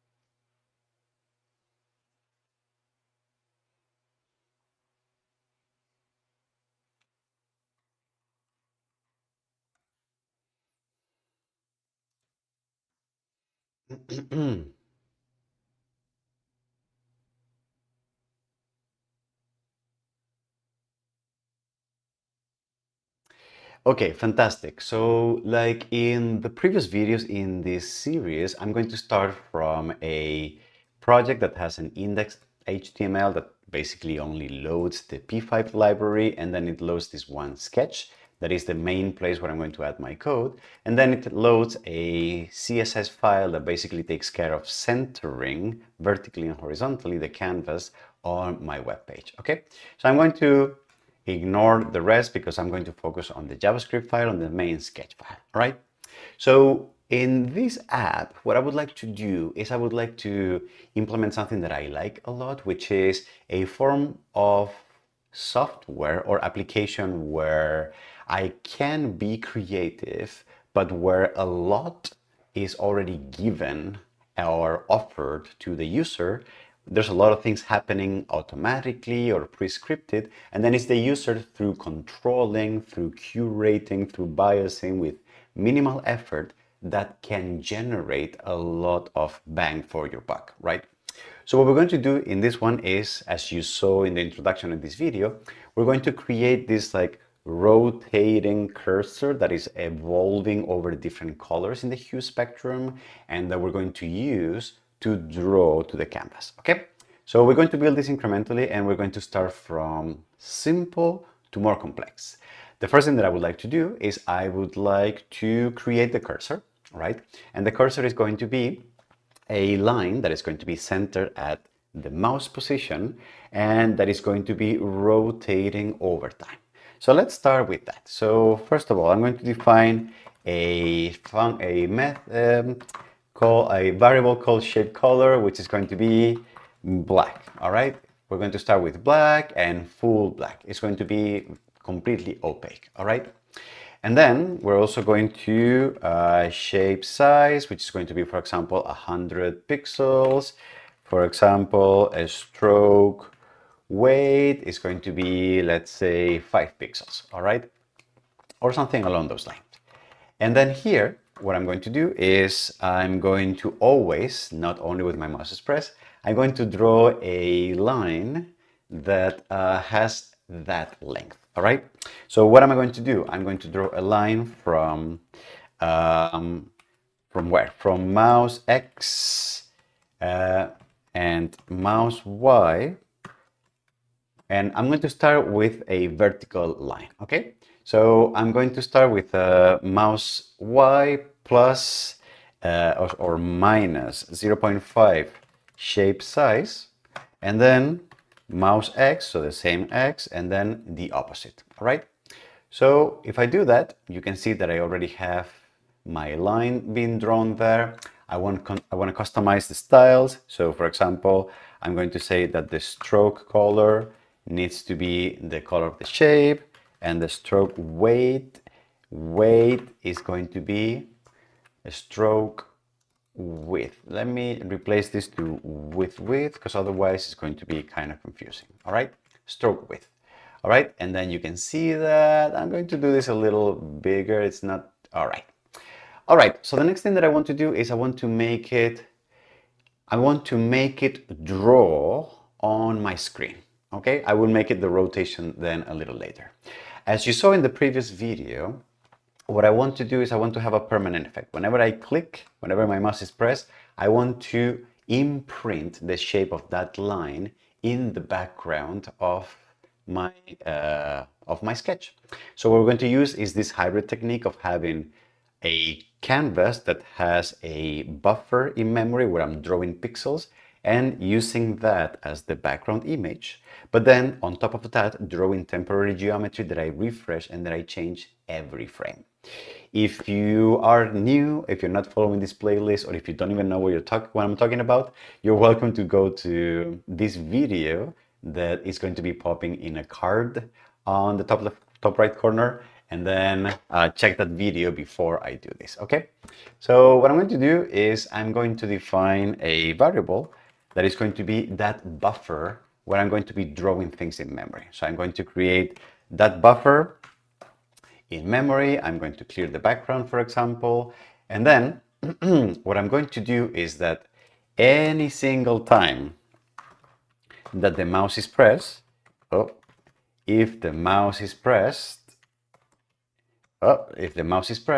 then I'm going to do the exact same thing, but I'm going to do it on the buffer, okay? So if I run this, you can see that I am pressing my mouse and nothing is happening, but nothing is happening because what I need to do is I need to replace that the background of my canvas is always going to be white. I need to replace that with using the buffer or that image or that virtual P5JS, if you will, that I'm using it as the background itself. Okay, so now when I draw, you can see that all these effects start accumulating. And then maybe now it's a good time to decrease a little bit that transparency. Okay, beautiful. And you can see that only just the effect of having this, the effect of having a vertical bar as the brush is already giving me a lot of interesting effects. Okay, fantastic. So what is the next thing that I would like to do? I'm going to make the brush rotate over time. So what's that going to look like? Well, that's going to involve a little bit of trigonometry. So I hope you are okay with this one. So I'm going to first define a variable that is going to be called the angle, okay? And then the angle is going to start with 0, for example. And then what I would like to do now is I would like to be a bit more intentional about calculating what the coordinates of the 2 points that form my line, what those coordinates should be. Okay, so here I'm going to compute the coordinates of the line. All right, and then what you can see is that Copilot is really good at this.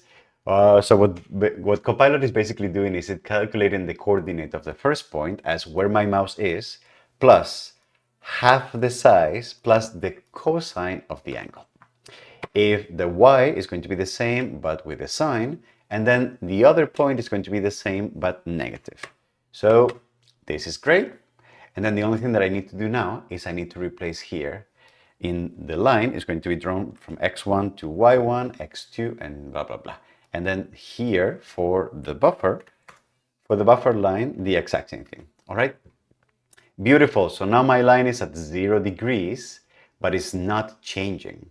What do I need to do? Well, every frame, every time I recompute the animation, I just need to increment the angle by a tiny bit. For example, 0.5. All right. And you can see that, oh, that's kind of fast. Let me do 0.25. All right. And then now, whoa. Whoa, this is kind of cool. All right. And then I can let go. And then, whoa. This is pretty neat. Okay. So I am getting the effect that I want. Fantastic. So this is great, but now what I would like to do is I would like to do something where the color of the line is changing over time. So in P5, what you can do is you can actually work, I don't want the editor, I want the reference. In P5, you can actually work in multiple color spaces. And it turns out that color mode. It turns out that when we are working in graphic environments, we typically work in RGB mode, or in other words, with red, green, and blue as the three values that define which color we want to set. However, there is this other color space called HSB, which is very convenient when you want to do color transitions, because HSB stands for hue, saturation, and brightness. Saturation and brightness are measures of how white or how colorful a color is, but hue is a measure of where in the rainbow spectrum a particular color is. So switching colors in HSB space is just as simple as maintaining the saturation and the brightness at maximum, and then just taking the hue value and making it move across a spectrum of 360 degrees. So maybe we could make a video at some point where we talk about HSB color, but sufficient to say that what we're going to do here is, first of all, I'm going to, in the main canvas, I'm going to switch the color mode to HSB, and I'm going to specify that I want the scales of my colors to be 360 for hue, 100 and 100 for saturation and brightness, and 100 for alpha. All right. I could keep this at 255 if I don't want to make changes here, but I'm going to keep this at 100 and I'm going to reduce this to 25%. Okay. I'm going to do the same thing exactly for the buffer. I don't want the two places to have different color space. All right. Beautiful. And then the shape, the color of the shape is going to be it's going to be 0. Yes, I guess, yes. And then what I'm going to do is I'm going to define a new variable called hue, which I'm going to start at 0, okay? And then what is this going to be? The hue is going to be where in the rainbow I am. So it's going to be a number that is going to go from 0 to 360 and then loop back to 0. So how does that work? Well, what I'm going to do is here, before I change the color of the stroke or the weight, whatever, I'm going to recompute shape color. And shape color is going to be equal to the hue, and then saturation and brightness at maximum, and then whatever alpha I have. And then same here for buffer. I'm going to also, no, I'm going to set this, no, actually I'm doing it already here. I'm changing it here, all right? And then every frame, I want to change the color hue. Hue is going to increase by 1 unit. And if hue is greater than 360, I want to reset it back to 0. Are you ready for this? Hold on. Can you see the color changing? All right. And now can you what? Nice. And there you go. Right? Beautiful. This is looking pretty neat, huh? All right. And I think a last thing that I want to implement is, I think the individual lines being printed are actually quite cool, but I think we can do better than this. So what I would like to do is, I would like to do something where whenever I'm pressing whenever I'm pressing the mouse, what I would like to do is, instead of drawing a one single bar, what I would like to do is I would like to draw like a stelae, or like the shadow of the bar between where it is and what it was in the previous frame. So let me show you how to do that.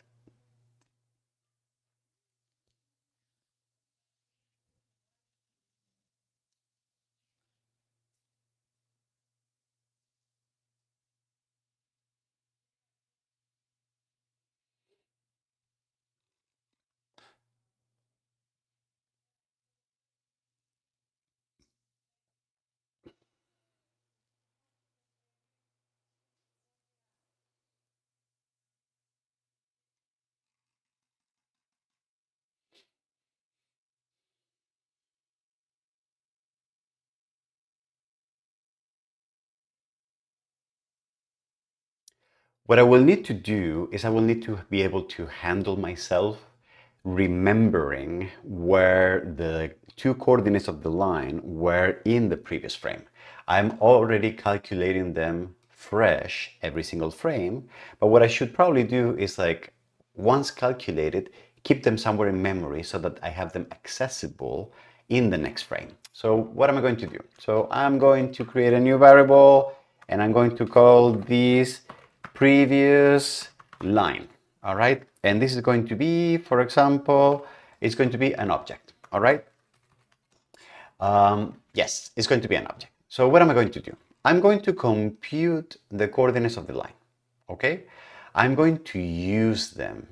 And then after, what I'm going to do is I'm going to save them to previous line. And I'm going to say, I want to save x1, y1, x2, and 2, and y2. And if I do this notation, then the values of x1, y1, x2, and y2 will be saved under the properties with the same name. It's like a JavaScript shortcut, okay? So a proof of that is that, for example, anytime I can just go to the console and then just type here previous line, and then you can see that I get an object that has x, y, y1, x2, and y2 with the values, with the coordinate values. So, okay, so then what we need to do here is when the mouse is pressed, what I want to do now is I don't want to draw this line. What I'm going to do is I'm going to say the buffer. I don't want to draw any stroke. All right. I'm going to draw with the fill color is going to be the shape color. And then what I'm going to do is I'm going to draw a trapezoid, or in other words, a quad. And what does that look like? I'm going to go back to the reference. And in the reference, where is the reference? I'm going to go back to the reference. Yes, and a quad is basically a shape that has 4 corners, right? And that's it. It's 4 corners, okay? So what I'm going to do is I'm going to then say buffer dot quad, and it's going to be a quad from where I was, previous line xy, y1, x2, y2, and then the coordinates of x2 and y2 first, so that I am not crossing like this, so that I am doing like a clockwise shape, and then x1 and y1. And are you ready for this? It's going to be pretty cool. So if I now go, you can see that the effect is continuous because I'm basically drawing a lot of quads next to each other. And it does feel much more like I am using like a very thick marker to draw on the and I don't see why we shouldn't be able to switch between one mode or the other. So maybe we want to include something here where we say, for example, I don't know, brush mode is going to start like a line, all right? And then here, function key typed, and then and then I'm going to use a switch else, switch key, and then if the case is, for example, L, then shape, no, brush, what did we do? Brush mode. Then brush mode should be a line. Otherwise, if the case is R, so it's going to be rectangle, I'm going to call this quad, all right? All right, and then this is going to close here, okay? And then here we can have if brush mode equals line, then do all this stuff here. Otherwise, if brush mode is quad, then just do all this stuff here. I can't believe how fast typing with Copilot is. So now I have this, and then if I press Q, all right. All right. And then maybe I want to have a key here where I say C, and then I clear the background. Okay. So I clear and I press C, and then I basically delete everything. All right. And then this is pretty neat. Okay. All right, fantastic. And last, I will probably want to save. Yes, exactly. This is so good. All right, so, and I'm going to clear, and I'm going to now use this, beep, beep, and I'm going to save, and yes, my art is right there, ready for consumption, okay? So beautiful. This was what, 60 lines of code. Can you see how elegant with a lot of comments and with a lot of white spaces? So I really like this example because it really is this idea of a lot is given to me by the app. So whoever designed this app had a lot of biases. But then what that helps me is to find a language that the author is already giving me for how to draw. And then for me, it becomes really easy to do that drawing. Something else that we could do, for example, is maybe the length of the line depends on the speed of how fast you're drawing. There's many things that we could do to expand this, okay? But I think so far it's looking pretty good, and I think I'm very happy where this is as a quick drawing app sketch of sorts. All right, fantastic. And what are we going to do next? I think in the next videos, I'm going to try to teach you more ways of combining drawing with permanent pixels, drawing with temporary geometry, maybe having like a database of shapes or other things like that. All right. We'll see more examples down the line in the playlist. Okay. Thank you very much so far. If you liked this video, tell your friends about it. Tell them like, hey, let's have some fun learning how to make drawing apps. If you make drawing apps of yourself, please, please, please join our Discord and share your work with us. And in the meantime, I'll see you around. Thank you. Bye-bye.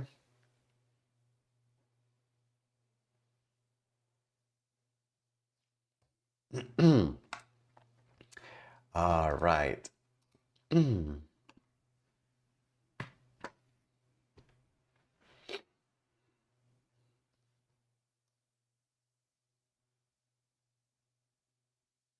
This is very cool.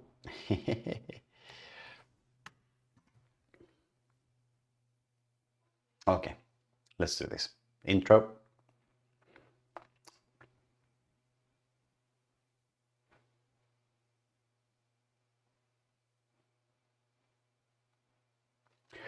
Hello, this is Jose Luis here at Parametric Camp, and welcome to a hands-on example of how to build a drawing app in this playlist, web-based drawing apps, right? So what we're going to do is we're just going to practice and make an example building on the examples that we have.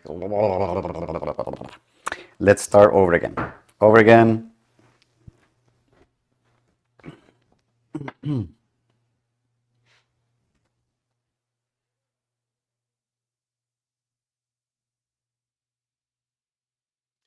Hello, this is Jose Luis here at Parametric Camp, and welcome to another video in our series web-based drawing apps.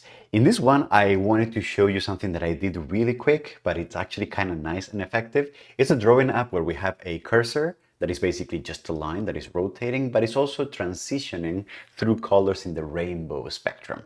And what that means is that I can move this cursor and then click and then start drawing with this brush that is rotating and create shapes. And what I've implemented in the app is that we can also just like clear the screen and draw again. And we can also switch modes. And instead of drawing with these discrete lines, we can switch to a mode where the entire brush or the entire ribbon is continuous using quad shapes, which also still maintain this gradient of color between them, which I think it's very, very cool, right? So, and of course, we can save this to our sketch folder and then use it for whatever purposes, all right? So you're going to see that it's very simple. It's basically 60 lines of code with a lot of comments and gaps in between. It's a great example that combines many of the things that we have learned so far in this playlist, especially this technique of using two layers of drawing, one for temporary geometry and one for the permanent one, okay? So it's going to be a really fun exercise, okay? And a very short one, I think. So let's give it a try to code this together.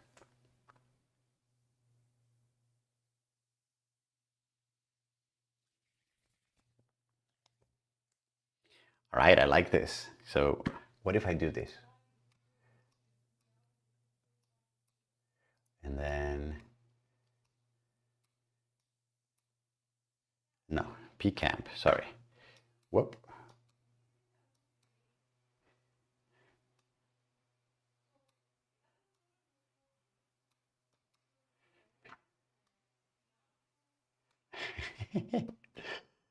A pcamp. Oh, that was not terrible, I guess.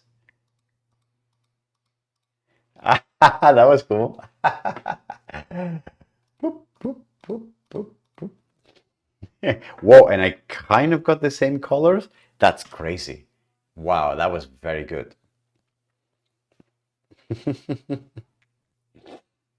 All right. Oh, I need to make sure that I don't lose those. Where are these? Okay. Pcamp, pcamp. All right.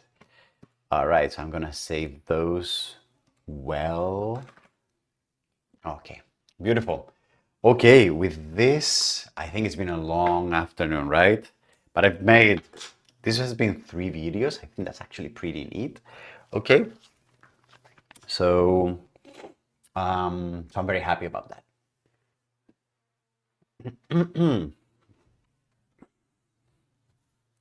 Um, okay, so yeah, that's gonna be it. Oh, okay, my hair is crazy. Oh, and it's getting so white. Oh my God. Anyway, to all of you who have been here in the afternoon with me, thank you very much. It's been a lot of fun. I'm going to edit these videos and post them, upload them to YouTube as soon as possible.